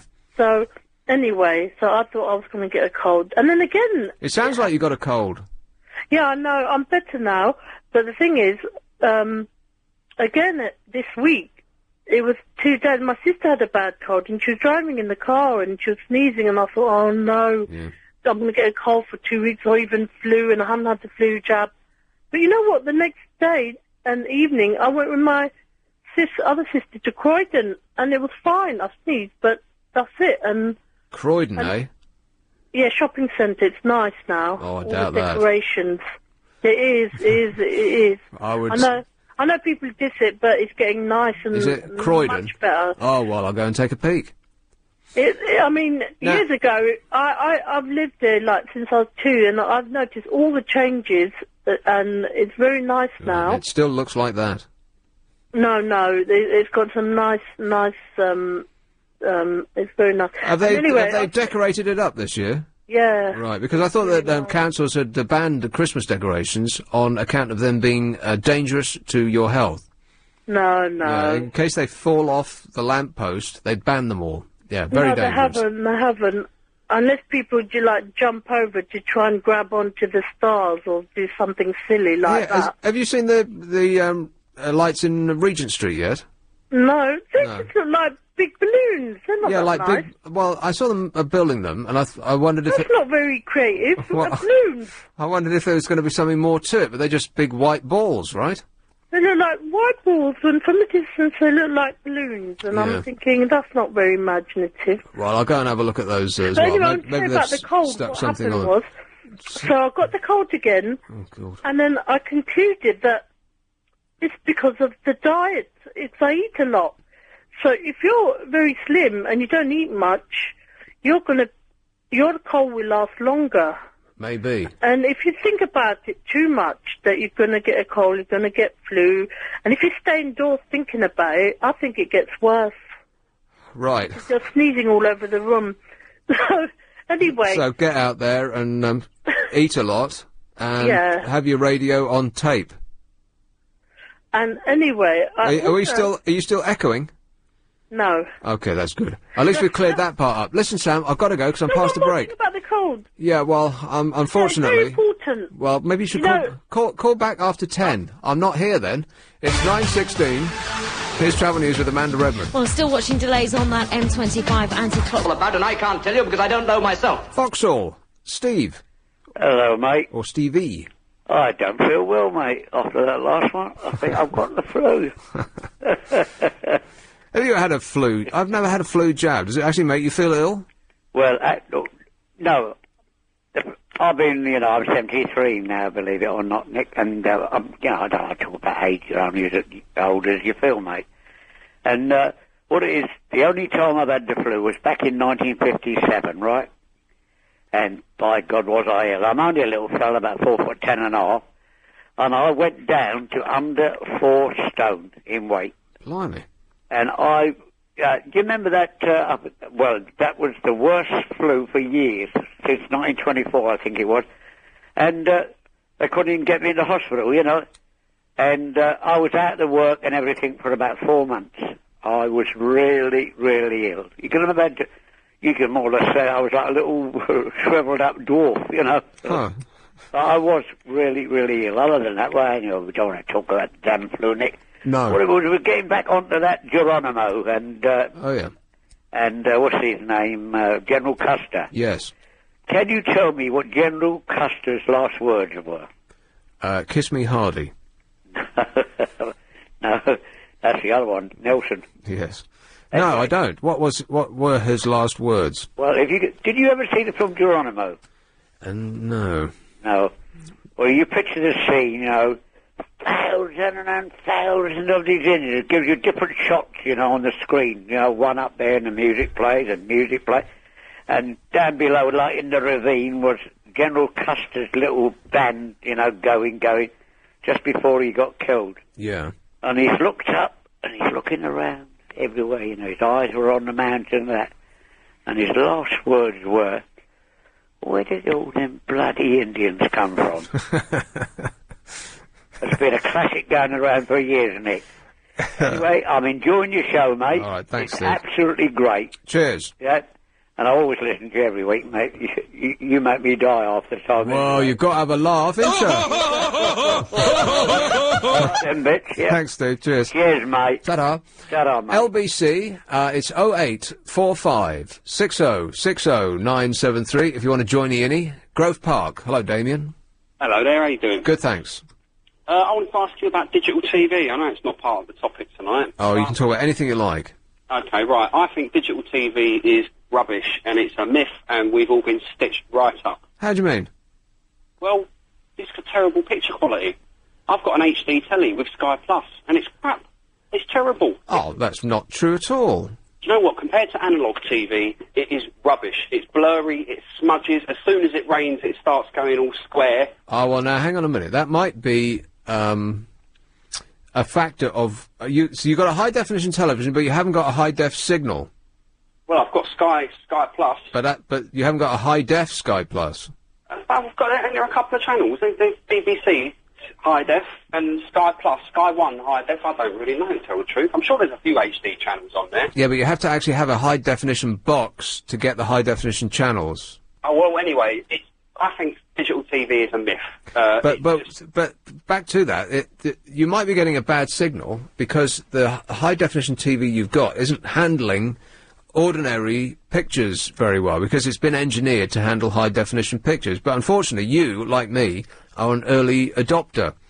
And at the moment, there aren't many high-definition channels. There's barely anything to watch. Well, I replaced my TV. I had a plasma before, but just an ordinary plasma that I had for about 5 or 6 years.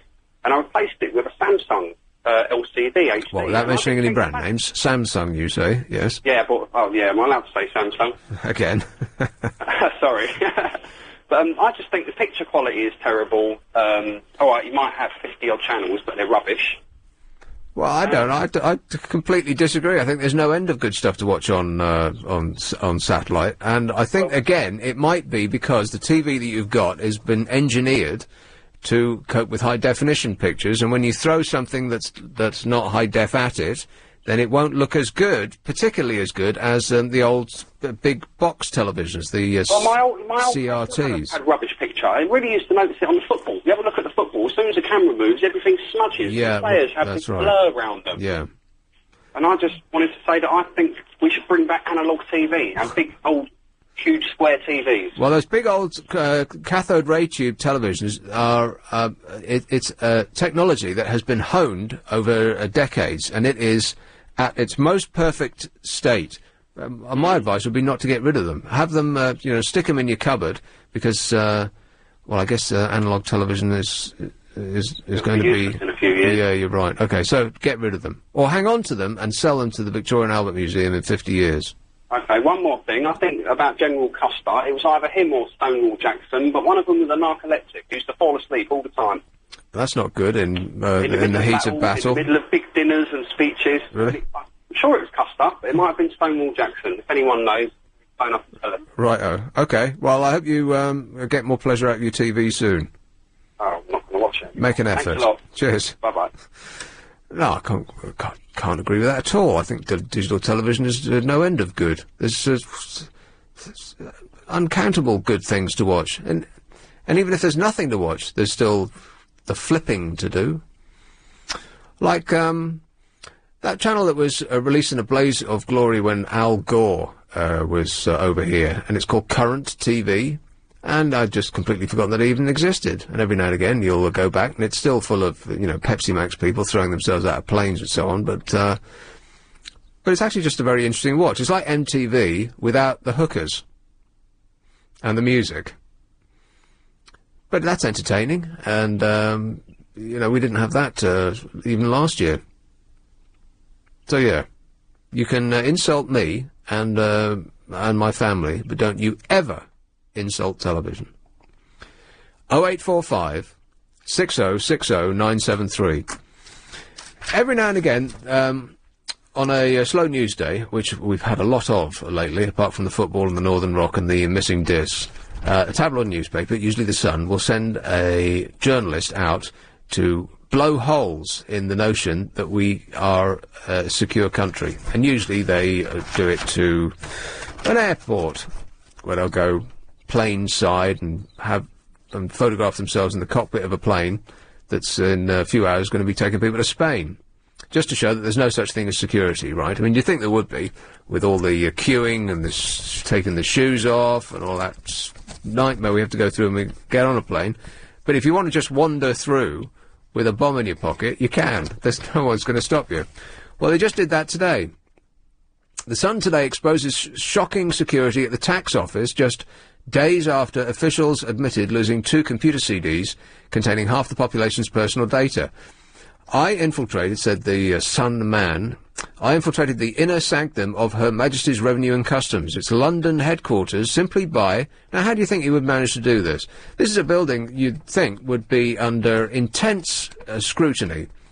There'd be security people swarming all over it in order to make absolutely sure that after the embarrassment of the discs going missing, they are as secure as they could possibly be. And this is a building that's right smack bang in the middle of London. It used to be... in fact, I worked at the very top of it once. It used to be the BT's, British Telecom's psychological unit, used to be right at the very top. It's Euston Tower at the top of Tottenham Court Road, as you're heading north towards Camden. He just wandered in there simply by donning a fluorescent bib and carrying a clipboard, costing £1.99. That's all there is to it.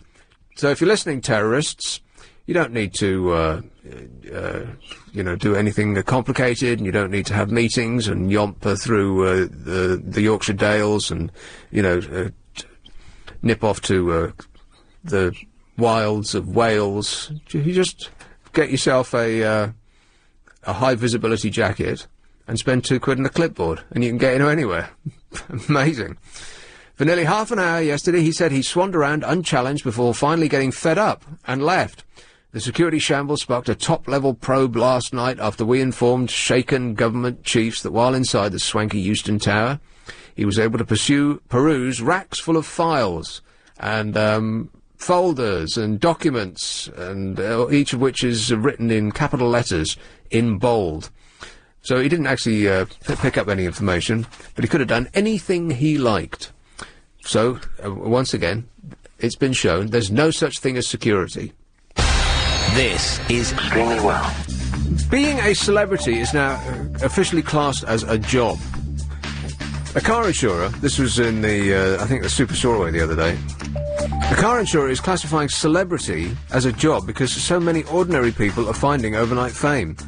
But wannabe wags and reality show stars face paying 40% extra for their car insurance. I have to pay a massive amount extra for my car insurance, much more so than normal people. Online car insurer, who would dearly love me to mention their name right now, compared rates for Big Brother stars Jade Goody and Brian Bellow, whoever that is. Who's Brian Bellow? No idea. No clue.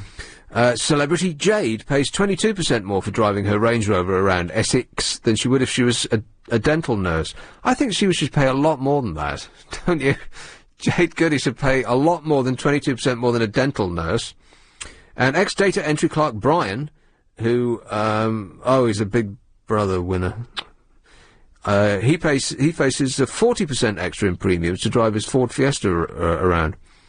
Yeah, I find it really hard to get insurance for my car. You have to go to, I was with a specialist insurer for the longest time, because they think that because I'm on the radio, that I'm a nutter. And I asked them about this, I said, well, I'm a relatively normal person, why do I have to pay extra? And they said, well, because you're in, show business, you're bound to be carrying a lot of famous people in your car. What? They said, you must know a lot of famous people, like, you work with Chris Evans, so he'll be in your car a lot. I'm like, no. But I had to pay anyway. I am a I'm not even celebrating my own flat. Come on, here is Harpenden. Hello, David. Yes, hi. I would like to ask a question regarding security. Yeah. About a year ago, there was an institute, which the name escapes me, offered a solution that would bring our security levels to the way it was and makes us immune to any type of suicide bombing. Impossible.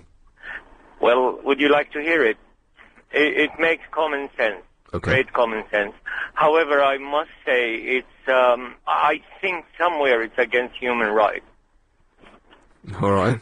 Okay, the equation is very simple as they present it. All of the suicide bombers are fundamentalist Islamic. According to their belief that there are some rituals how they do it, they really commit suicide bombing because their ultimate prize is going to heaven. Part of the equation, the person that's going to commit suicide bombing must not come in touch with any pork or bacon or any type of pig. Bacon, yeah. So, I mean, that's one of the conditions. If they break it, they will not enter heaven. Right. So if the government announces, hypothetically speaking, that any suicide bomber, the remains of his body, or whatever remains, or all of his body, will be dipped in pig lard or bacon or being in touch, before surrendering it to his family, then that is the condition. They will not go to heaven, and therefore it will be 100%. Not even a fatwa can reverse that. Huh. Yeah, and that was published about a year ago, and a copy was sent to the government. The government refuses. Even the press. Do you know, I must have rung your show a few times and nobody would let me voice this opinion for some reason or another. So I'm not into conspiracy theory, but I'm just saying this is one of the solutions. Mm-hmm. Let me know if it makes sense to you. Right, well, that's something to think about. Thanks a lot, David. Thank you. Cheers, mate. Bye. Huh, okay, well, pick a hole in that then. Finchley, hello, Tony. Yeah, hi, Nick, how you doing? Good, thanks. Actually, I just took my breath away with that last conversation. I mean, what a headache of a conversation that is.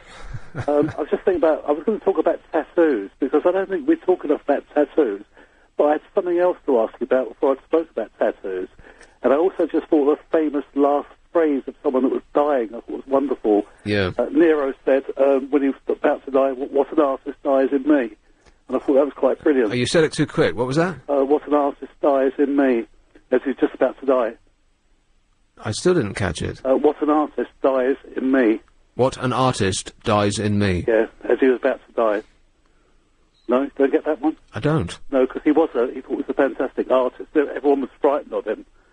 And he was, killed for being such a horrible, dictator. Right. Infamy, they've all got an infamy. Yeah, my favourite. Yeah, I know that one, yeah. Carry on. So, what I was going to ask you was, I heard something on the show a couple of weeks ago, and I thought it was quite interesting. It was a rock trivia question that I wanted to ask you. Yeah.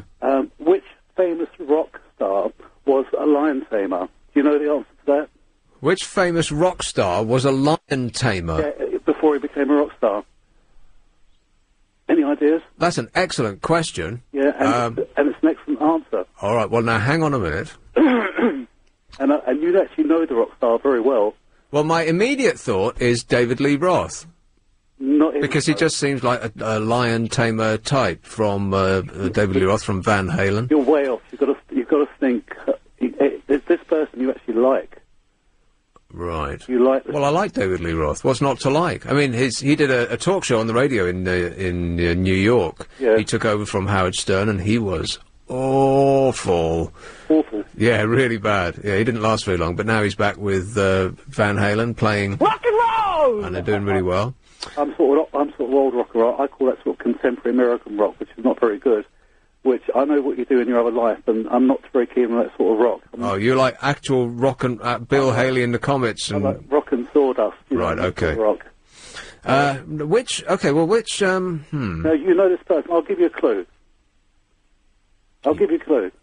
Right. The question is, which rock star? Now, do you mean rock as in Bill, as in 50s rock and roll? No, I mean late 60s, early 70s, about 1972. Right. You saw this artist, and you were impressed by this artist. Well, it's not Alex Harvey. Well, let me just say, I was walking down the street. Minding your own affairs. Alex Harvey was a lion tamer. Yep. I wouldn't have thought there would be much call for that in Glasgow. Well, there is. It's a massive amount. No, you're absolutely right, but I thought that was quite funny, and it just reminded me when I heard you do that piece a couple of weeks ago that I should ask you that question because I thought you may know it. Well, I do now. The other thing I was going to ask you, what's the fourth biggest selling album of all time? I've got reason to ask you that as well. The fourth? Yep. Okay, well, let's, I think that number one is probably... Yeah, I know 1 to 4, actually. I do know 1 to 4. All right, well, one of them will be Michael Jackson's Thriller. That's number 2. One of them will be the Eagles' Greatest Hits. That's number 1. One might be the soundtrack to Saturday Night Fever. No, that's gone out. Number 3 is, I think, Dark Side of the Moon, yeah. No home should be without that album, by the way. If you don't own Dark Side of the Moon, then you must rush, screaming, out into the street with whatever you are wearing. I've actually fed up listening to it, to be honest. You're fed up listening to it? Fed up listening to it. I haven't sat down and listened to that album all the way through in, it could be 10 years. Yeah, it was a fantastic album, but I think it comes to stage with music when you just get fed up listening to it. I can't imagine I would get fed up listening to Number that. 4, I still listen to, occasionally, and in fact I've got a reason for asking it. All right, well, hang on. You got any clues in there, boys? We've got Michael Jackson's Thriller, the Eagles' Greatest Hits, Dark Side of the Moon. Yeah, number 4, all-time greatest selling album. Is it someone that will be really upset about? Well, it's very, very strange, because what happened was, I worked for a big organisation in Camden, and every Christmas, I don't know whether you like me or not, but I hate listening to Slade, Roy Wizard. I hate it. I want to commit suicide when I hear it. Roy Wood of Wizard, You know that's those Christmas songs? Yes. Cliff Richard, I hate them. It makes me want to commit suicide. So what happened, I was organising a Christmas party once for about 50 staff I was organising it at a venue in Camden. And what I decided that I would do, stupidly, was to organise the music. Now, no one I know likes the music that I like. Nobody I know likes the music I like. Right. What I'd done was I selected this 4th album to be the music for this Christmas party. Mistake, massive mistake. I had the waiters complaining to me. There was fights breaking out downstairs. Everybody hated... People saying, have you got any good music? Exactly. Haven't you got any Roy Wood Wizard or Cliff Richard? You've got to give the people what they want. Yeah, but the 4th biggest album of all time, there's 3,000 people in this venue, and no one likes this music. And I want to know who is buying this music, because I don't know anyone that likes this music, apart from you. Michael Jackson's Thriller, the Eagles' Greatest Hits, Dark Side of the Moon. Come on, boys, what do you suggest? Presley? Yeah, it's not an Elvis Presley album. No, I don't think so. They wouldn't have even heard of the group, I wouldn't think. Any more suggestions? It's the greatest rock and roll band of all time. Well, it's not the Rolling Stones. No, better than them. Better than the Stones? Yeah, better than the Stones. And Was it Journey? About that. Journey? Shut up. Journey. I like Journey a lot, but no one has ever accused them of being the greatest rock and roll band of all time. Greatest rock band we've ever produced. And that's who it is. Well, Nick, it would have to be well, you're saying The Who? Nick, you're letting me down very badly here. What is the greatest rock band we've ever produced, and that's the fourth biggest selling album, and no one I know likes their music. Well, you're saying Led Zeppelin, right? Exactly. Well, it would, and their best-selling album would have to be 4. No, it was 1. 1? It was Led Zeppelin 1. Like I said. Completely right in every respect. How do I do it? But the thing is, how many people, Nick, do you know that like Led Zeppelin? Everybody likes Led Zeppelin. Are you kidding? They just announced tickets to one concert, and something like 2 million people tried to get tickets. They don't live near me. Right. They don't work with me. Where do they live, these people? They must live some island of Nova Scotia. Well, they're all listening to me at the weekend, I tell you. Are they? Yeah, I'll be playing about 4 tracks. Oh, you will be? No doubt about it. I was actually going to talk to you about, I just thought I'd say it to you, about tattoos. You don't talk about tattoos. I haven't got one. Oh, that's good news. Because, I know but roughly how old you are, a little bit older, but in the 60s, and then the 70s came with punk, and everyone sort of secretly threw away their velvet trousers. Yeah. They with flares. They threw them away because punk came in. What happens when tattoos go out of fashion? And they're going to go out of fashion in a big way. I mean, look at the different types of tattoos. You've got the David Beckham types. You've got the writing on the arms now. Yeah, that's really got to stop. You've got those bright, purple tattoos, and then you've got the bits where the women walk down the street and they've got them just above their bum and they've got it showing. Yeah. Aren't they horrific tattoos? I mean... Yeah, take a breath, people. Just don't do it. But aren't they absolutely horrific? I mean, I wouldn't want to even be served in a restaurant with someone with a tattoo. I mean, I hate them that much, but no one ever talks about them. Everyone's got them, but no one talks about them. There's something about having a piercing that I object to being served by people with piercing. I saw one of the worst piercings I ever saw was somebody had a bolt through the back of their wrist. That's Frankenstein, was it? That's just plain horrible. That was, yes. Yeah. But anyway, I'll give you a question. Go on, no, I'm going to have to think of one. Is this a rock question? Oh, actually, I'll tell you something else as well. Well, I'll give you an easy one. Nick, 1 second. Go on. Your presenter is called Jim Morrison. Yeah. I actually met Jim Morrison. Right, our presenter. No, the Jim Morrison. Right, here's a question for you. No, Nick, you passed over. Hang on a minute, Tony. I'm coming to a break, so I've got to go. But here's your question. Go on. The last words of Dark Side of the Moon are... The last words? Yeah. Oh. I'll start it for you, and you can finish it. What's the track? Well, I'm not going to tell you. It's... The Lunatics on the Grass. No. It's a spoken piece. It says, there is... as a matter of fact, there is no Dark Side of the Moon. Nick. There is no Dark Side of the Moon. Oh, no, we're fresh out of time. 9:46. Better luck next time. Travel now with Amanda Redmond. Well, looking at a much better situation now for the Northwest. Georgia. Steve. In fact, it's all dark. As a matter of fact, it's all dark. Yes. I haven't listened to that album in probably 20 years because I'm not a 15-year-old kid who does bong hits every hour. Or at least I'm not a 15-year-old kid. Anyway, I just think that the reason why England will never become a superpower is because the Clash's London Calling is not on that list. I just don't. No, come on. I've heard that so many times. It's just not true. Yep, and number 2 is The Replacements, Let It Be. I don't even know that. You've never even heard of The Replacements? I've heard of The Residents, but not The Replacements. Paul Westerberg, have you heard of him? Paul Osterberg. Oh, my God, Nick, I say this in the most kind way. You're a moron. No, I'm just kidding. You should definitely check out The Replacements. They're like the American Clash. Right, well, you're not selling them to me. And and Paul Westerberg, he's still doing stuff, you know, he puts out some great, you know, indie albums. You've probably heard plenty of Replacement songs. They were big between 81 and 89 in the alternative scene, I suppose. Right. Groovy, baby. Anyway, what I called about, toothache. I have a toothache. Really? Now, I know... Stop whining. I know you're a big Laurel and Hardy fan. Yeah. Would you suggest I wrap my head in one of those kerchiefs like they do? No. Yes. Okay. What do you think that actually does? Just makes you look funny. Okay. I don't think it helps at all, no. Well, maybe at least I'll get some interesting looks on the way to the dentist.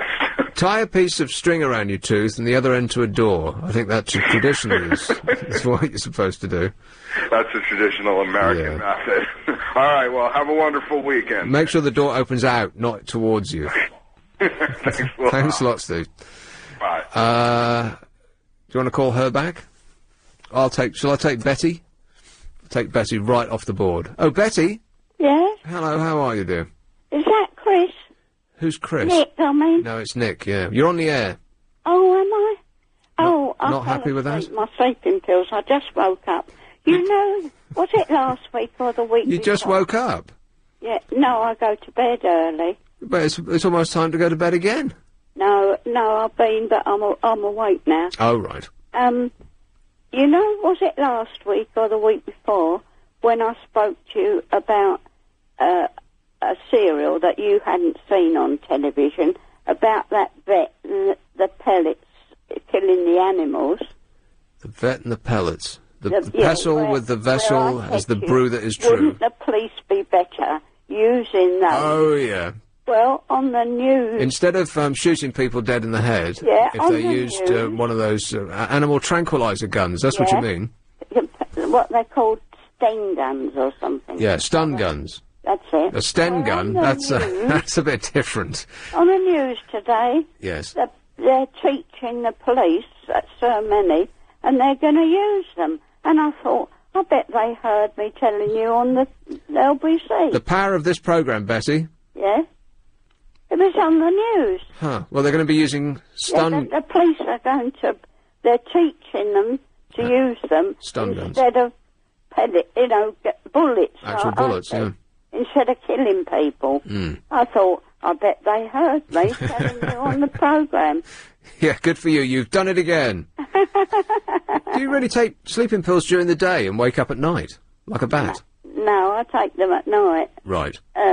I usually come to bed at 8 to listen to LBC, and I think sometimes they're stronger, sometimes they're not.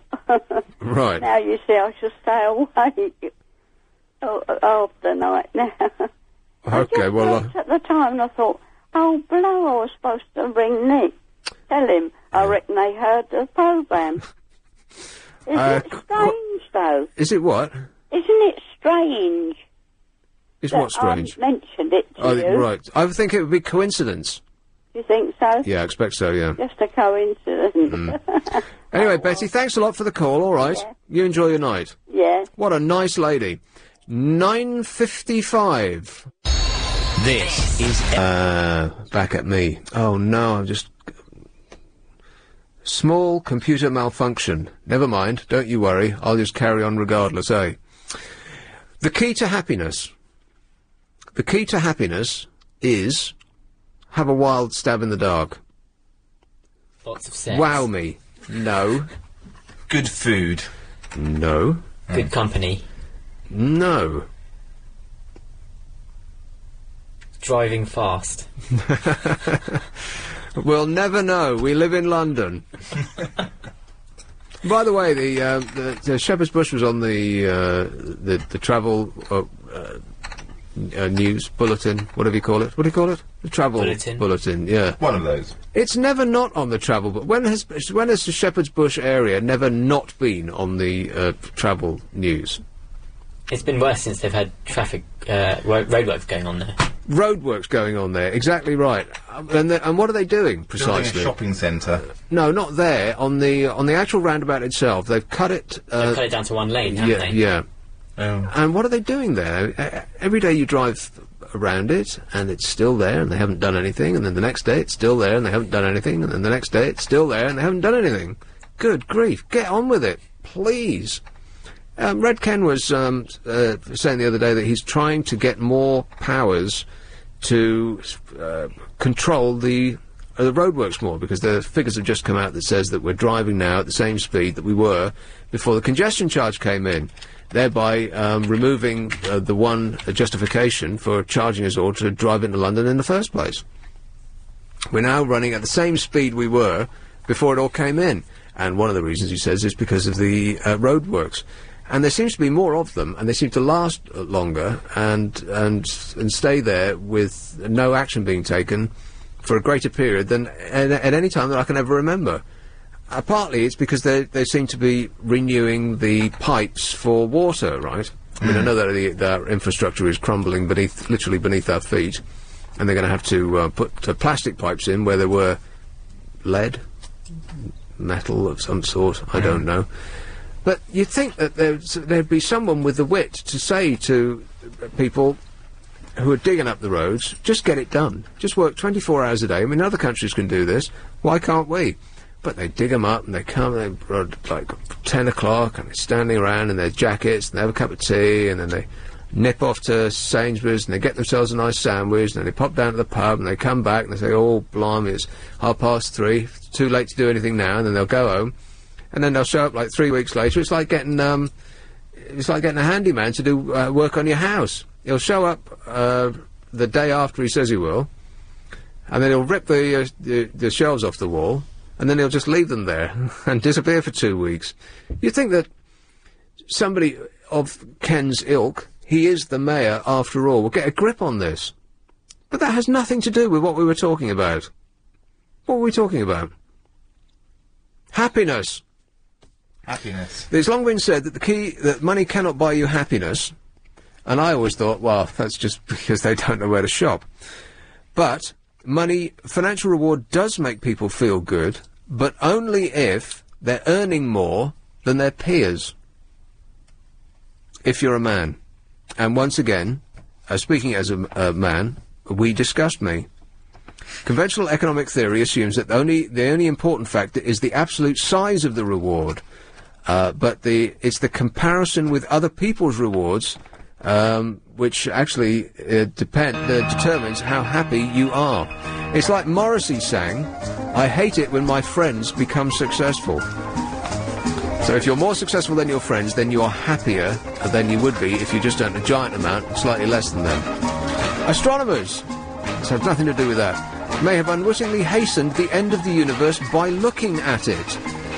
New Scientist magazine says that cosmologists claim that astronomers may have accidentally nudged the universe closer to its death by observing dark energy, a mysterious anti-gravity force. As part of this, the suggestion that you can change things simply by looking at them. Well, that's great. I had plans.